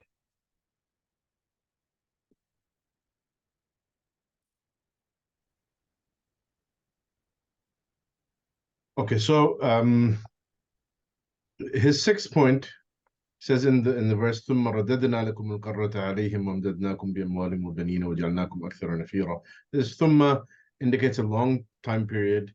This is basically tarahi. So this is after a long period of time, they finally gained the upper hand over the Muslims and were able to retake Palestine and establish their state. Obviously, at that time that he's writing, this is a very relatively recent, fresh sort of event. I think that is 1956 the year of the Suez Canal crisis.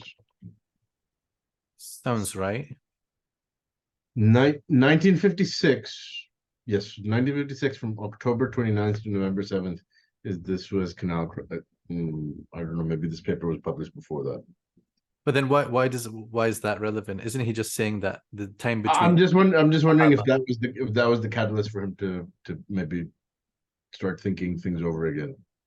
I see. But the point being that thumma, he's seeing the long time period being quite a few centuries rather than fa being. Yeah, sorry, that was a tangent. That was a tangent. Yeah. So, but even the in the standard view between Nebuchadnezzar and the Romans, there's right. This is not really a particular argument for his view. It's just him explaining the rest of these the verses. And then he says, Fa indicates that the believer's victory will come soon after their return. This is how I understand. So this is a bit difficult to pin down as to what is a short period of time, what is a long period of time. You know, it's thumma and not thumma over many centuries. So it could be, I accept that, but a thumma could be a much shorter period, of course. Right. But in any case, this is how he's understood the verse. It's not really an argument per se, but this is basically his explanation. Okay. Next. So, when we come to yes, the point of the response. This is a sort of a detailed book that was written. يسألونك عن اليهود. Is that the series name? Yes. Okay, so let me tell you something about Sheikh Muhammad Ali Dawla. Yeah. He is a published author. He has some works that are published, including this work. But he's actually the founder and owner of Dar al-Qalam. Right. The one in Dimashq. Yes, and Dar al-Qalam is now run by his sons, or one of his sons. So a lot of these ulama that he's engaging with, he knew them. He was publishing their works for them. So this is his sort of relationship to all of this discussion. But he wrote this work. It's a relatively detailed work, and it sort of rebuts this modern interpretation. Sheikh Majd, in the lecture that you alluded to, he talks about it. Unfortunately, it's not available anywhere online. I'm trying to get a hold of it, but I mean, I wasn't able to get it in time for this lecture. So okay, but it's at least from those who've engaged this topic from the other side, this is definitely one of the books that is worth exploring. I would also like to see if I can get a hold of Sheikh Fadl Abbas's book or anyone else who's written about this to see if they've written anything in more detail. Because Fadl Abbas's was something like نفحات من الإسراء والمعراج, right? المنهاج نفحات من الإسراء والمعراج. Yes. So that book, I presume that one is about more than just this question, but I think he makes his argument but there. Obviously, it has a dedicated discussion on this. And what about this book? Is it mostly about, you know, discussing the debate over this question, or is it? Yes, it is. Yes, it is. Okay. In fact, I wasn't able to find the book, but I was able to find the table of contents. Right. And I'll just share it here on the screen. Mm-hmm.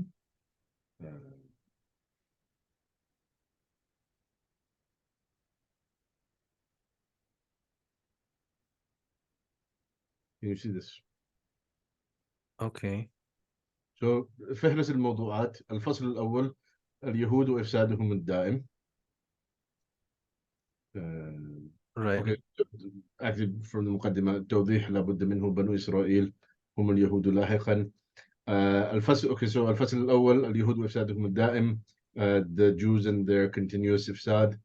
الفصل الثاني, the prophecy of the Torah concerning the ancient but I guess my question is he just doing an explanation of their ifsads, and that's, you know, is he mostly discussing and debating with the other scholars about their interpretation when she sees so it looks like one of the reasons the book is so large is because he is going in so much detail trying to explain all of these things by identifying, you know, these sort of the actual events that it refers to. The actual events.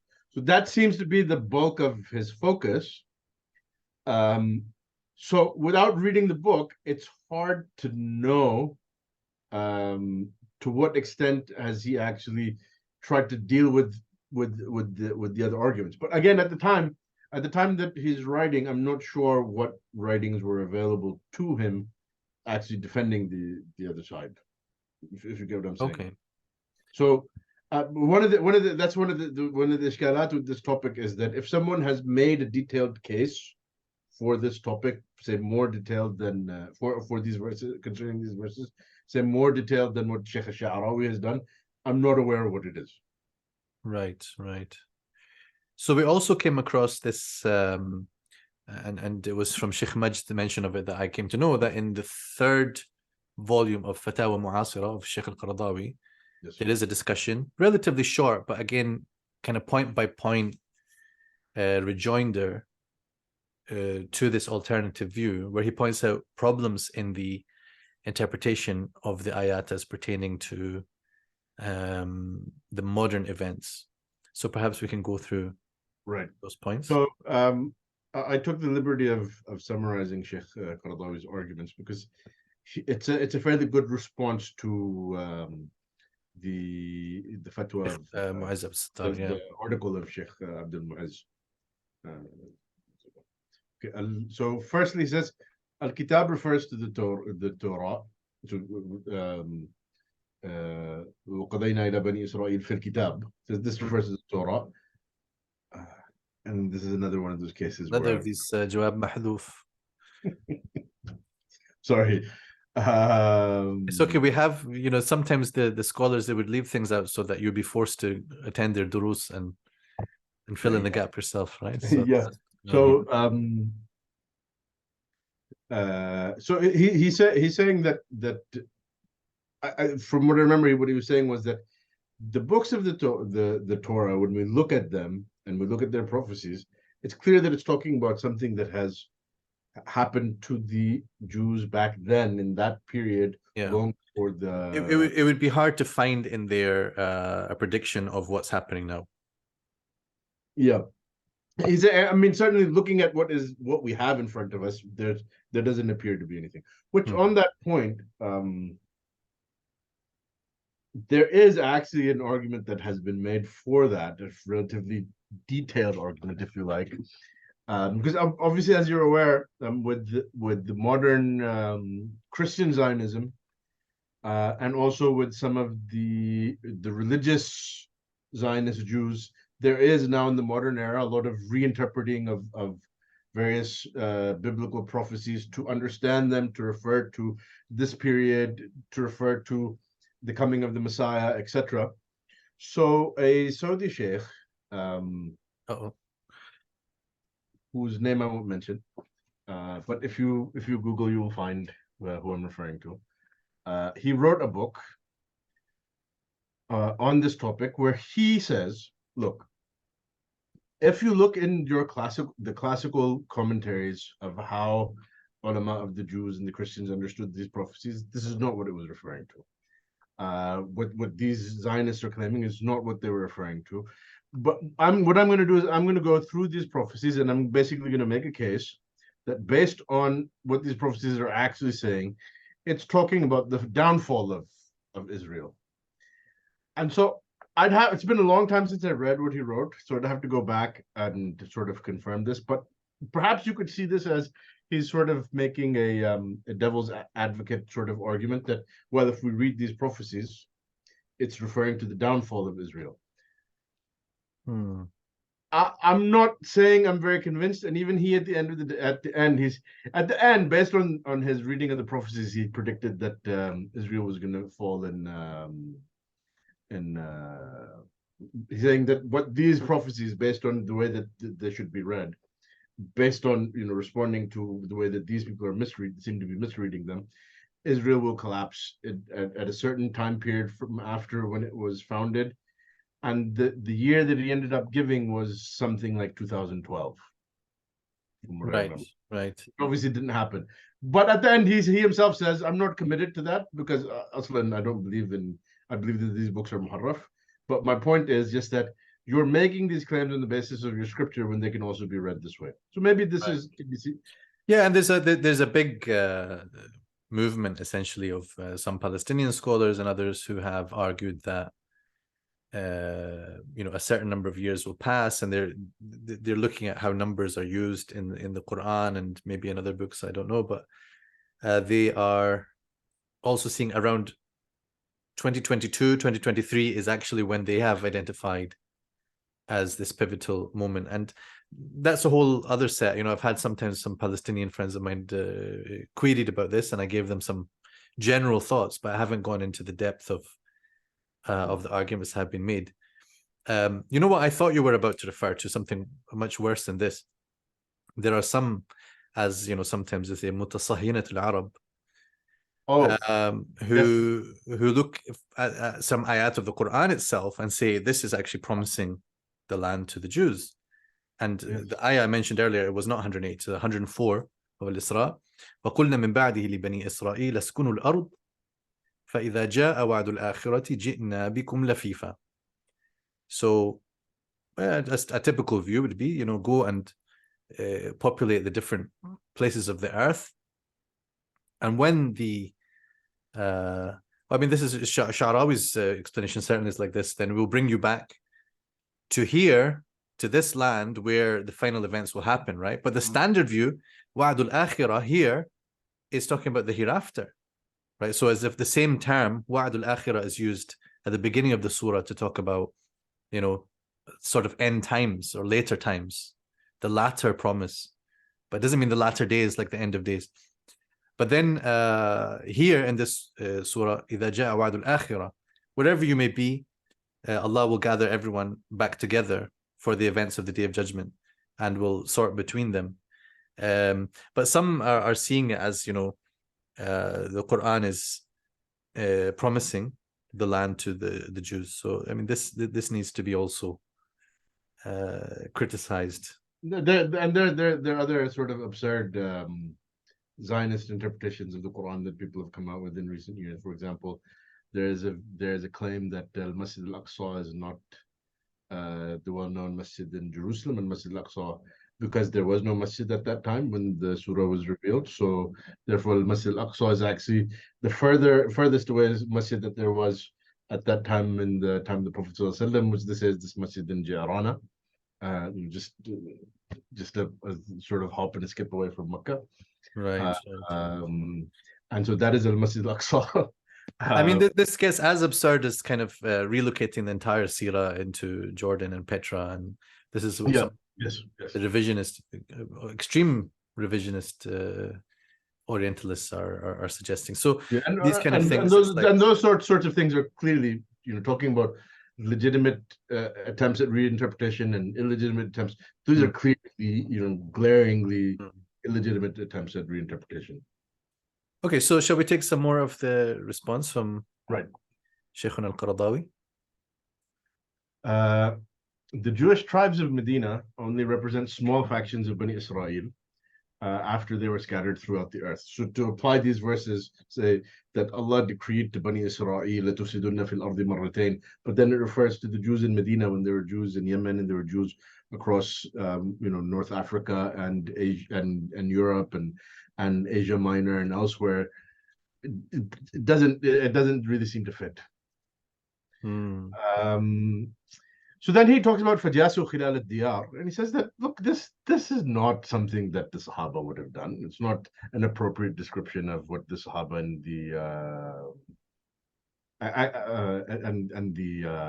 the companions. This is not how they fought. They didn't engage in wholesale slaughter.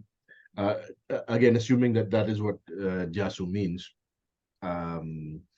As we discussed before. And the other thing that he says is Fajasu Khilal al-Diyar. He says, look, these weren't Diyar Bani Isra'il. Aslan, Bani Isra'il didn't have Diyar. They were simply just I guess you could say sort of vagabonds or wanderers in the land, in the Diyar al-Arab. That sort of is the gist of what he's saying. I'm trying to understand his point exactly. It seems maybe he's saying Khilal al-Diyar implies that it's Diyar Bani Isra'il. But what's the problem with that? Is it not more that the Jews were living in amongst the Arabs, so there wasn't a separate diyar to go in between? So his point seems to be that this references to Diyar Bani Isra'il whereas the Arabia of the time cannot be characterized that way. Is the problem here that the word diyar, you said habitations, okay. So it's not as simple as to say houses or something.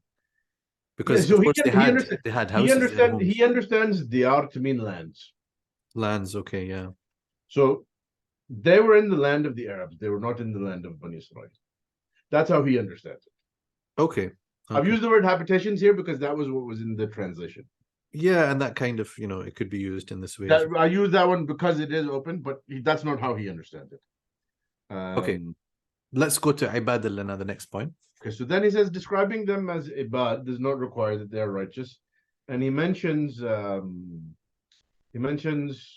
examples to illustrate the point. He says, وَيَوْمَ يَحْشُرُهُمْ وَمَا يَعْبُدُونَ مِن دُونِ اللَّهِ فَيَقُولُ أَنْتُمْ أَضْلَلْتُمْ عِبَادِي هَؤُلَاءِ أَمْ ضَلُّوا السَّبِيلِ. Talking about, this is in Surah al-Furqan, is very clearly talking about disbelievers. Yeah.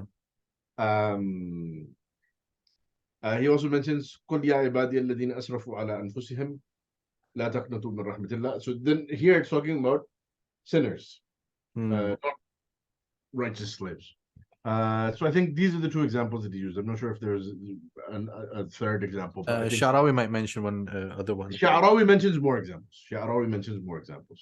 So by the way, we're going to look at Sheikh Sha'rawi's discussion just on this point in particular, just because it's quite lengthy if we took everything. I don't know and don't imagine that Sheikh Sha'rawi is responding to Sheikh al-Qaradawi per se. It could be that others have responded at various times. It could very well be by that. In fact, you know what? Probably Sheikh Sha'rawi is even just responding to the classical Mufassirin who gave these shawahid to say that Ibad does not have to mean believers, because the most obvious thing that comes to your mind is it's talking about believers. So the Mufassirin would have said, well, it doesn't have to be Ibad, mu'minun, salihun, because here are the evidences. So I think Sheikh Sha'rawi is probably addressing those. And of course, Sheikh Sha'rawi was on the level of the teachers of Sheikh al-Qaradawi. Sheikh al-Qaradawi actually mentions when he was like a young student, he had Sheikh Sha'rawi as a teacher in Al-Azhar. Yeah. So we'll come back to this Ibad point a bit more, but let's move to the next point. So he says, ثم رددنا لكم الكرة. He says, this seems to indicate that Allah is saying that, this is basically a blessing that he's giving to Banu Isra'il. He's blessing them by giving them the upper hand. But then the implication, according to your interpretation, is that he is saying, if you, we will bless you by giving you the upper hand over basically the followers of the Sahaba. And the whole thing, al-karrata alayhim, now it's referring to the believers. There's like the Quran, this is our book, like it's usually supposed to be talking to us, and now it's talking to someone else. But about us, that we're going to be defeated by them, the ones who are as he says, ala wajh al-imtinan, as a sort of a blessing and a favor that he's granting them. I think this is one of the more important points. I think this is absolutely a critical point, which is why, as short as his fatwa is, I think it actually does it gets to the heart of a lot of the problems that are here in this. Okay, so then he said, and he says that this indicates that they have therefore. Oh yeah, this is you're already covering this point, that they have become good, but this is not proven by the events. He says that the implication of the verses is that the reason that Allah will give them upper hand over their enemies is because they will do islah of themselves. After ifsad, they will do islah of that fasad, and they will become doers of good. In ahsantum li anfusikum wa nasa'tum falaha, saying that this is what this is referring to. So he said, well, look at them. Is what they're doing now, is this ihsan that they have done? What is the ihsan that they have done that we can say they rectified themselves and Allah has now therefore brought them back? I mean, it doesn't really work. Which, by the way, on that note, actually I have this in my notes concerning Sheikh Sha'rawi. He very strangely says, on commenting on this إن أحسنتم أحسنتم لأنفسكم. He says that the Jews must have, not must have, but he says, seems the Jews seem to have at some point regained some sort of istiqamah on Allah's path. He says, shib istiqamah ala manhajillah. Meaning maybe in regards to some dunyawi things. I mean, Allah alam what he means. Then he sort of seems to acknowledge that, yeah, that's probably not a very convincing point. And then he says, or at the very least, what we can say is the Muslims have turned away from Allah's path, causing them to become weak and divided, allowing the Jews to get the upper hand. But I found that to be a very strange sort of argument. Yeah, I agree. And I wonder if he is saying this and he has in mind, you know, this point that Shaykh Qaradawi has made here. Right, right. So I think that sometimes when you're in a kind of oppositional mode, so you're trying to disprove, let's say in this case, Shaykh Sha'rawi is trying to disprove the classical tafsir of the ayah. And he's trying to present an alternative reading of the whole thing. And then here, Shaykh al-Qaradawi is taking points like that and responding to them and trying to provide a defense of the classical view. So when it happens like this, you know, sometimes you're not quite in the mood or the mode to acknowledge the weakness of your own argument. You might indicate it like here and there, or you might try to get around it or indicate that, oh, I know that you're going to say this, but it's not a problem for me for the following reason. But of course, you know, what we want after that is to come, you know, not quite like we're doing, but where you can basically put the two sides, you know, next to each other, and look at the pros and cons and the relative strengths and weaknesses, and try to make an objective conclusion after everyone has laid their arguments out on the table. So I think that's been difficult till now, as you said, because it's difficult to find all the arguments laid out on the table. Maybe this is, I won't say this is the first attempt. Maybe Sheikh Muhammad Ali Dawla's book has done that in full. So then we're just doing our own version. It's also possible that some of the people who have tried to flesh out an alternative position might have come after. So yes. I'm still not aware of anything that I can say that okay, this is sort of comprehensive. Yeah, perhaps some of the viewers of this can let us know about other. Yeah, please, if anybody has any idea, please let us know, because I've tried looking, and as of yet I haven't found that much. Right. So point 7. Right. So point 7, he says, the description of ليسوء وجوهكم وليدخل المسجد كما دخلوه أول مرة وليتبروا ما علوا تتبيرا, destroying everything. Look, the Muslims, firstly, they didn't enter Masjid al-Aqsa with the sword. Yeah. And they certainly didn't destroy everything. Nor did they take it from the Jews the first time. Yeah, that's true. That's true. They didn't take it from the Jews. They took it from the Romans. He says, nor has it ever been the way of Muslims to go about wreaking havoc and destruction everywhere they go. And it certainly wasn't the way of the Sahaba. And so it's not an appropriate description. And it is more fitting a description of the Babylonians and the Romans, to whom you have been, you know, traditionally identified according to, you know, this call that we read from Sheikh Daryabadi and others, that, you know, they are the first and the second group of Ibad. So that basically in a nutshell is those are his points. This is the full here if somebody wants to just like. So he does mention like as his 8th point about the ijma, basically. That's basically the point. Oh, I'm sorry. Babylese. Another thing I left out. Yeah, but we've touched on that point as well. So it's not that I think that he didn't base his whole argument on ijma. He's mentioned it as the last thing in the list, because it is certainly an indicative proof, right? It's indicative of the fact that if everyone thought this and said this, then it has a weight, which shouldn't be just cast aside casually. It needs to be reckoned with. And then he says, crucially, and this is a point to reflect on, والواضح أنهم اليوم يقعون تحت القانون الإلهي المتمثل في قوله تعالى وإن عدتم عدنا وها هم قد عادوا إلى الإفساد والعلو والطغيان وسنة الله تعالى أن يعود عليهم بالعقوبة التي تردعهم وتؤدبهم.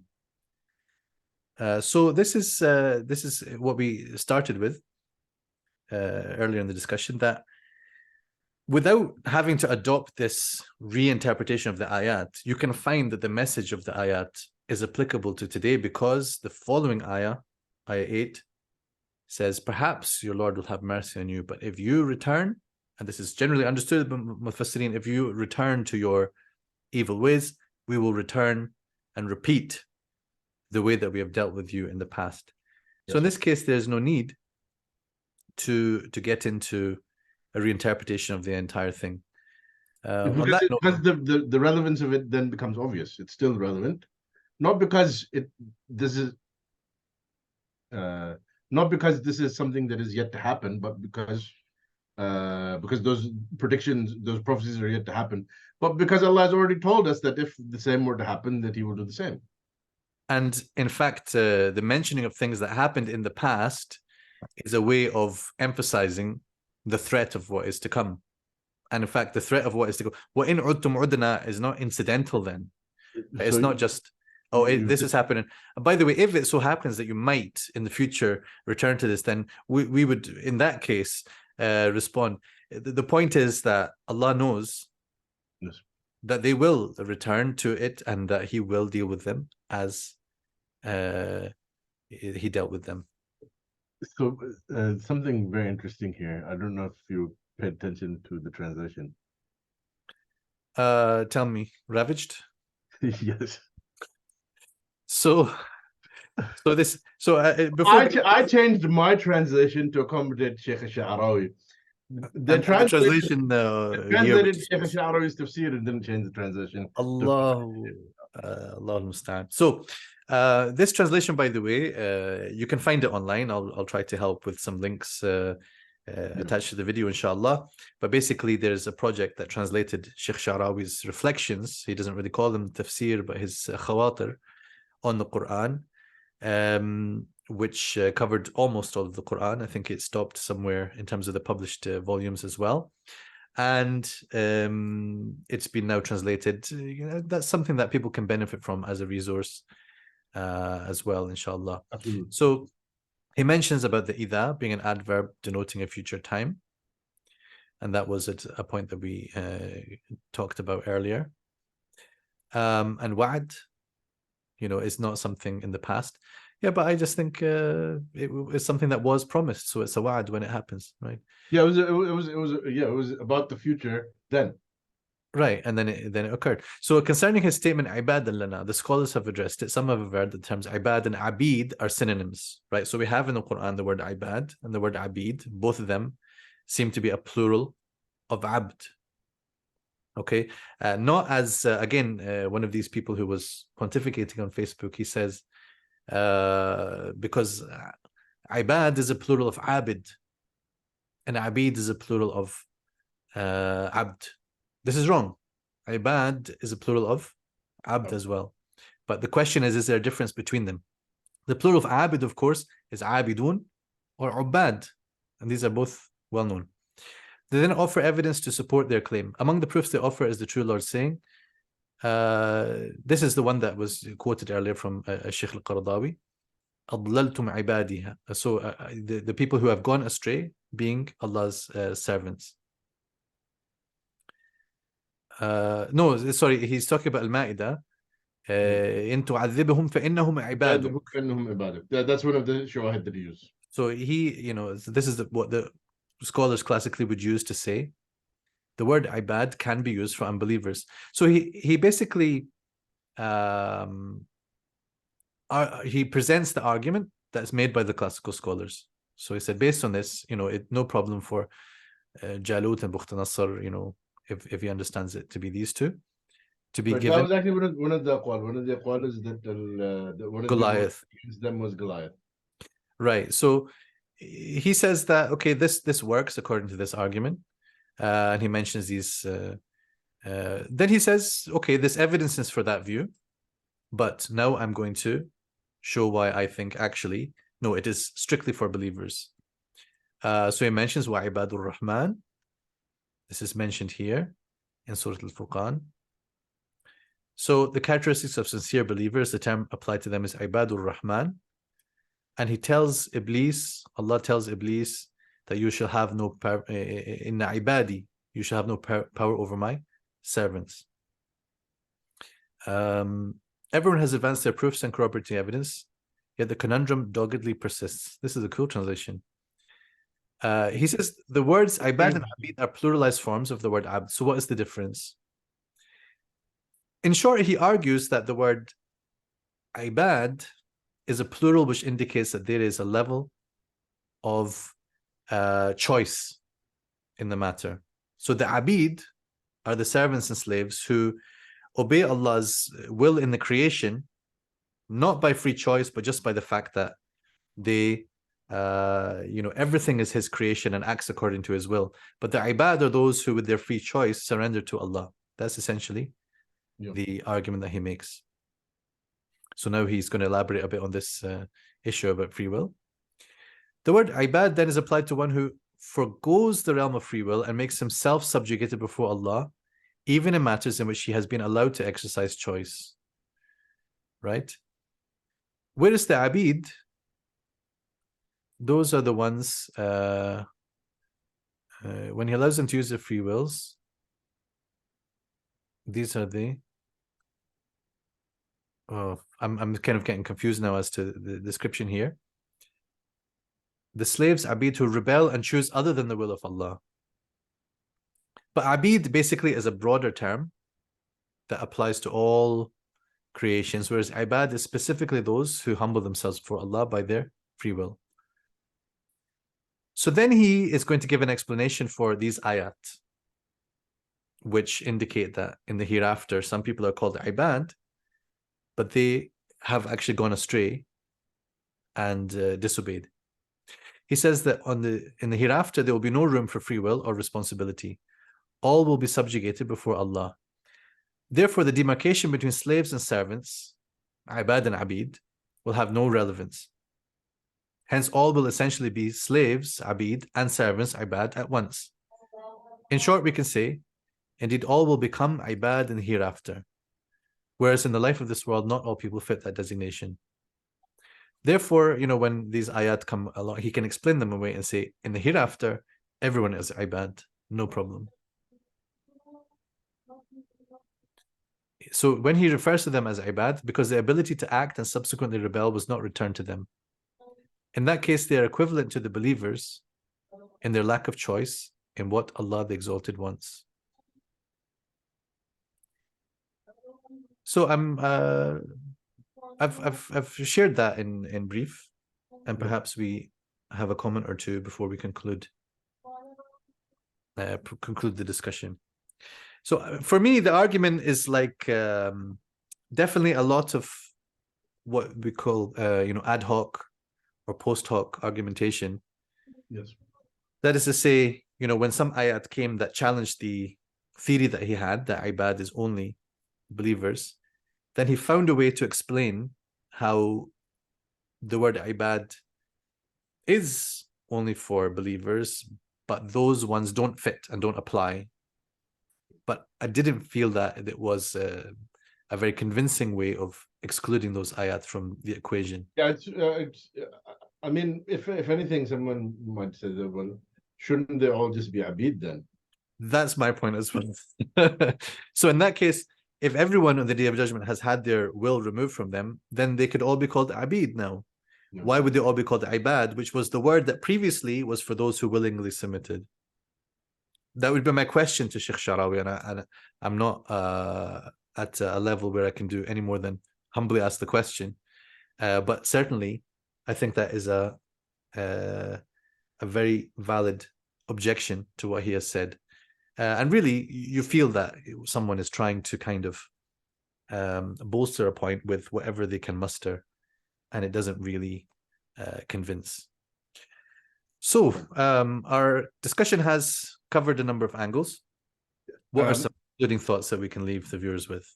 I'd actually like to just go back and take a look at the verses, just Okay. really quickly, and just see as we're reading it, how much sense does it make when let's do you're that.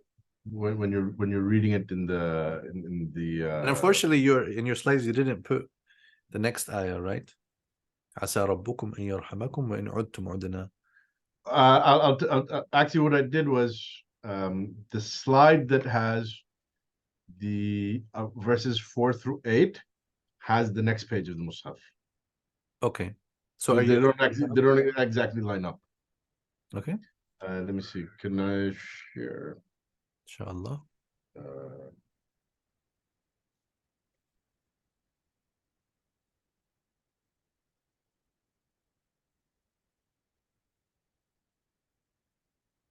Yeah. So, right. So if you take a look.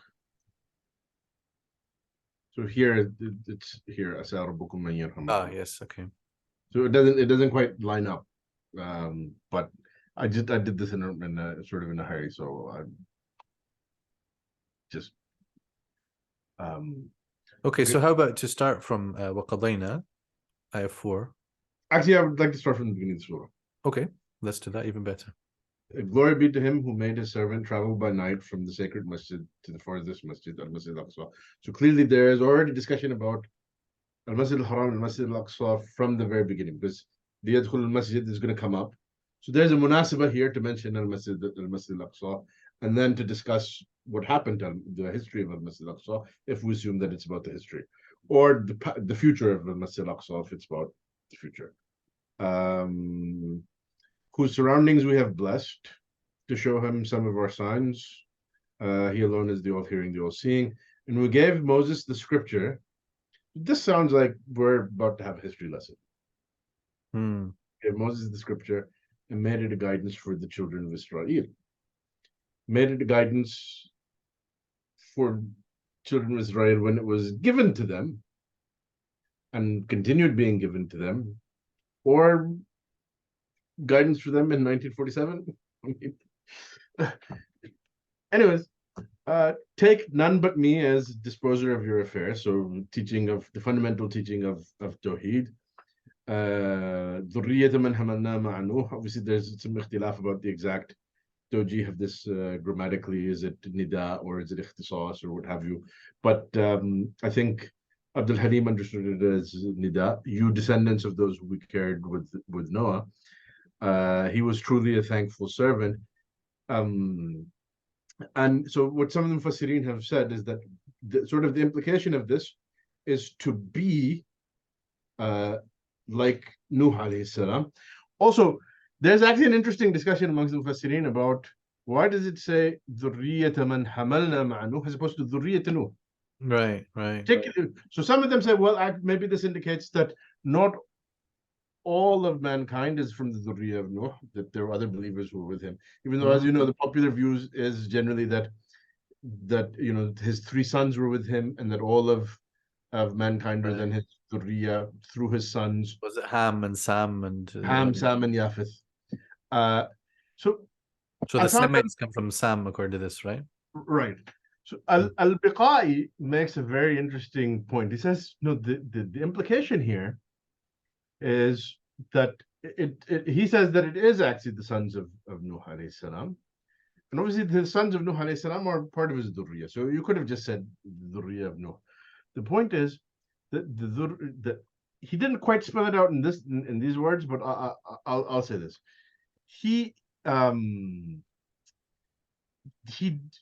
His sons, as we know, something that I think is not mentioned in the books of Banu Isra'il.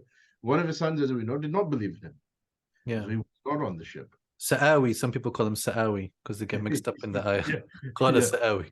Right. We don't know his name actually. It's not that's a joke. So the other 3, they were saved not because they were the offspring of Nuh, but because being the offspring of Nuh, they followed him in his way. Well, clearly there's a munasabah there to Bani Isra'il being the offspring of Israel. That was a point that I got from Al-Biqai, and I didn't really see anyone put it that way. That was a very interesting thing that I came across while I was looking through the So the tafsir. point is that they were saved because they went with Noah, Because they not followed because Nuh. they were the Followed descendants. Nuh, not just because there was descendants, which is an appropriate tamheed for the That's history amazing.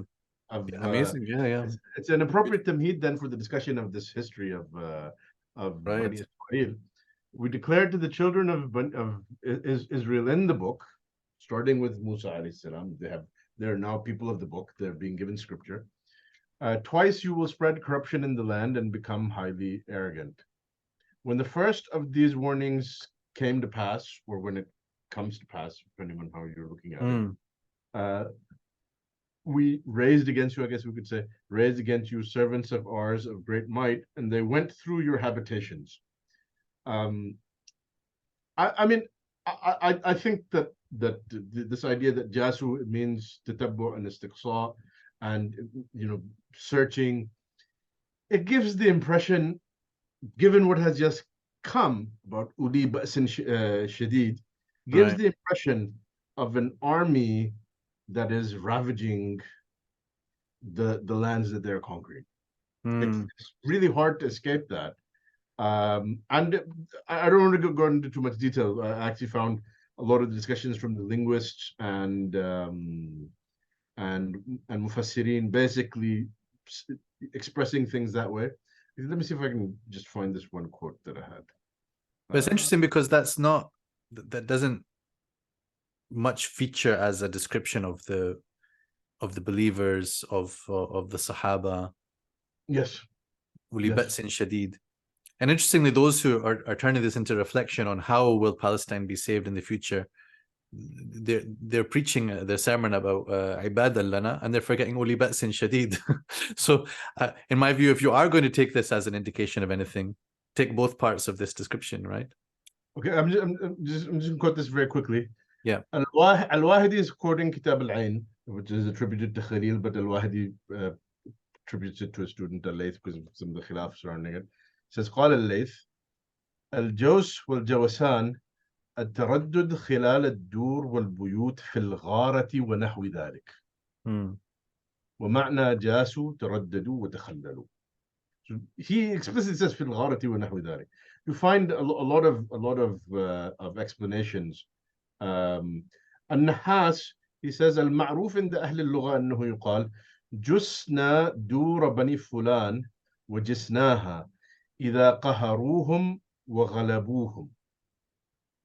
Ibn Qutayba, who's obviously Mufassir and a linguist, says فجاسوا خلال الديار أي عاثوا بين الديار وأفسدوا. يقال جاسوا وحاسوا. So I mean, Jasu, being doing the type of the criminals, it doesn't sound to me that that's what's being described here. It's describing an army invading. They didn't let anyone hide and take cover. They went through and they routed you entirely. Yes, and so it does give the implication of sort of more like a barbaric army rather slaughter. than a description it sounds like a slaughter. And وَلْيُتَبِّرُوا مَا عَلَوْا تَتْبِيرًا, even more so. And I think Ibn Ashur and some of the Mufassirin say that the difference in the description seems to indicate that the second one was worse. But in any case, so it says, and they went through your habitations, and it was a warning fulfilled. So that's, anyways, this is sort of the standard interpretation.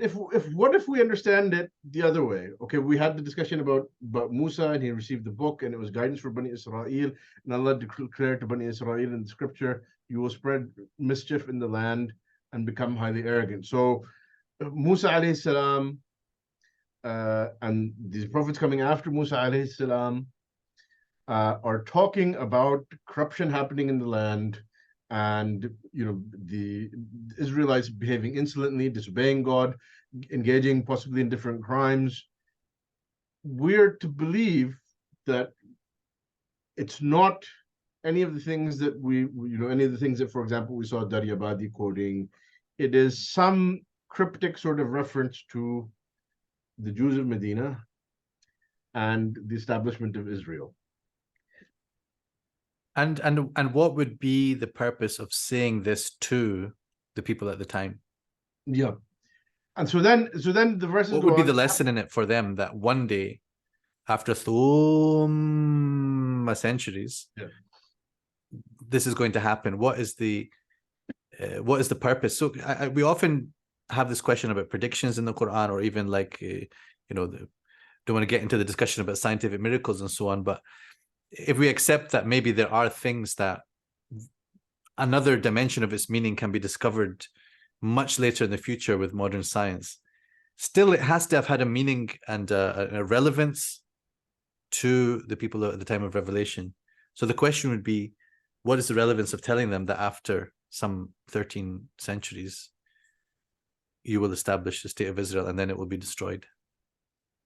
Yeah, it's quite odd, quite frankly. So then we come to verse 6. By the way, this, and after a time, I actually took from Asad, I think. He took the liberty of translating the idea of tarahi as after a time, which I thought that was a nice little feature rather than simply then, as I think most people would tend to do something like that. Because after a time, we gave you the turn to prevail over them and increased your wealth and offspring and made you more numerous. If you do, saying, or sort of implied that Allah said to them, if you do good, you do good for your own selves, and if you do evil, it is against yourselves. I mean, it doesn't take any sort of stretch to understand that this is referring to, all of the things that their prophets were telling them that we see in their books even now. And certainly, verse 6, reading it, it's really hard for me to see, as Shaykh Qaradawi pointed out, it's really hard for me to see how you can make this fit the idea of that this is Banu Isra'il are being promised a second state. I mean, Allah is doing imtinan with that. Imtinan meaning giving them. He will favor them to establish, this basically, this criminal enterprise which started basically. You should be grateful to me that I'm giving you power over the Muslims. Yeah. I mean, it's just strange. It's strange. If you do good, you do good for your own selves. Meaning, what? When you establish Israel, if you're really nice, then things will go okay for you. I mean, I don't know what we're supposed to take from this then. Which is why I'm struggling. How does someone who takes this view, how are they understanding these verses? And if you do evil, it is against yourselves. And when the second warning came to pass, in brackets, we sent enemies against you to shame your faces and enter the masjid as they did the first time and utterly destroy whatever fell into their power. Again, I mean, that doesn't sound to me like a description of something the Sahaba would do. It doesn't sound to me like an aspirational description for what Muslims should be aspiring to do on liberating Palestine. Yeah. So it's been a really. Oh, you know what? I did leave out number 8. In terms of the translation, yeah. So I just added this. This is Pickthall's translation as it happens. It may be that your Lord will have mercy on you, but if you repeat, we shall repeat. We have appointed hell as a dungeon for the disbelievers. And in fact, as always, of course, we encourage you to read the Quran, read it with translation. And, just after this, of course, the reminder of what it is that will make this ummah deserving of mercy. Right? So now this Quran has come. Inna hadha al-Qur'ana yahdi lillati hiya aqwam. So yes, the sentiment of those who are saying this thing I mentioned in the beginning, that we need to return to ibadah, and we need to return to proper servitude to Allah. I fully agree with this sentiment. And I think that we can take it from these ayat as well, that this Quran is what will guide. And it gives us the good news. وَيُبَشِّرُ الْمُؤْمِنِينَ الَّذِينَ يَعْمَلُونَ الصَّالِحَاتِ أَنَّ لَهُمْ أَجْرًا كَبِيرًا وَأَنَّ. And I only really cottoned on to this, the nature of this atf, just recently, that he gives them the good news of what? Number one, أَنَّ لَهُمْ أَجْرًا كَبِيرًا, that they will be rewarded. And he gives them the good news وأن الذين لا يؤمنون بالآخرة أعتدنا لهم عذابا أليما. And while the classical scholars, and of course we've been defending the classical scholars at no end in this session, they say that this is the mushrikeen, I would certainly say, as my personal reflection, take it or leave it, that people who would throw down bombs and rain down hell upon children are not people who believe in the Akhirah. So this promise holds true, that those who are disbelieving in the Akhirah, in their words and in their actions, we have the good news that they will see their day of judgment and justice. And we just have to choose which side we are on the side of the Rabb, Rahim, Al-Hadi, subhanahu wa ta'ala, or on the side of these people who reject and turn away. On that note, it is worth noting that in Surat al-Baqarah and other places as well, Allah subhanahu wa ta'ala mentions this idea that some of the Jews have where they say لن تمسنا النار إلا أياما معدودة, that whatever sins we do, we will have a limited amount of punishment, and then we'll be saved. The Surah al-Baqarah begins with a description of the believers, and then you have the two verses الذين يقيمون الصلاة ومما رزقناهم ينفقون الذين يؤمنون بالغيب ويقيمون الصلاة ومما رزقناهم ينفقون. Then you have the second description والذين يؤمنون بما أنزل إليك وما أنزل من قبلك وبالآخرة هم يوقنون. One thing that's interesting there is it's sort of a ta'arid of Banu Isra'il, that the believers in the Quran are like a subtle jab at those who don't have بالآخرة هم يوقنون. Yeah. And then again you get الذين يظنون أنهم ملاقو الله وأنهم إليه راجعون, as opposed to الذين قالوا لن تمسنا النار إلا أياما معدودة. And in particular, that second description, some of the Mufassirin, starting with Imam al-Tabari, say that it's actually talking about mu'mini ahl al-kitab, in contrast to kafiri ahl al-kitab, because this is a contrast between them. That the mu'mini ahl al-kitab reject ما أنزل إليك, and بالآخرة هم لا يوقنون, basically.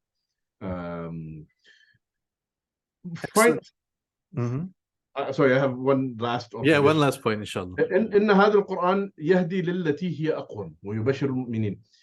If you look at the siyaq of all of these verses, something that some of the Mufassirin, I know Ibn Ashur mentioned this, and I think some Mufassirin before him have mentioned this, that the purpose of describing the Torah and its huda, and then telling us the history of Banu Isra'il, it's a sort of tamheed for discussing the hidayah of the Quran. And so there's then a lesson, the precursor there, and it's an introduction. Just there's a lesson there for us. ذرية من حملنا مع نوح بني إسرائيل لتفسدن في الأرض مرتين. So they were given guidance. جعلناه هدى لبني إسرائيل. But then what did they do with that huda? So in other words, then it's telling us إن هذا القرآن يهدي للتي هي أقوم. So don't be as previous nations were, turning their back on the book and turning their back on the prophets. Right. So the lesson then is, it makes sense then that what's being referred to is their history. Yeah, take a lesson from what has happened in the past. Yeah, as opposed to some future prophecy that somehow the Sahaba didn't notice, even though it's about them.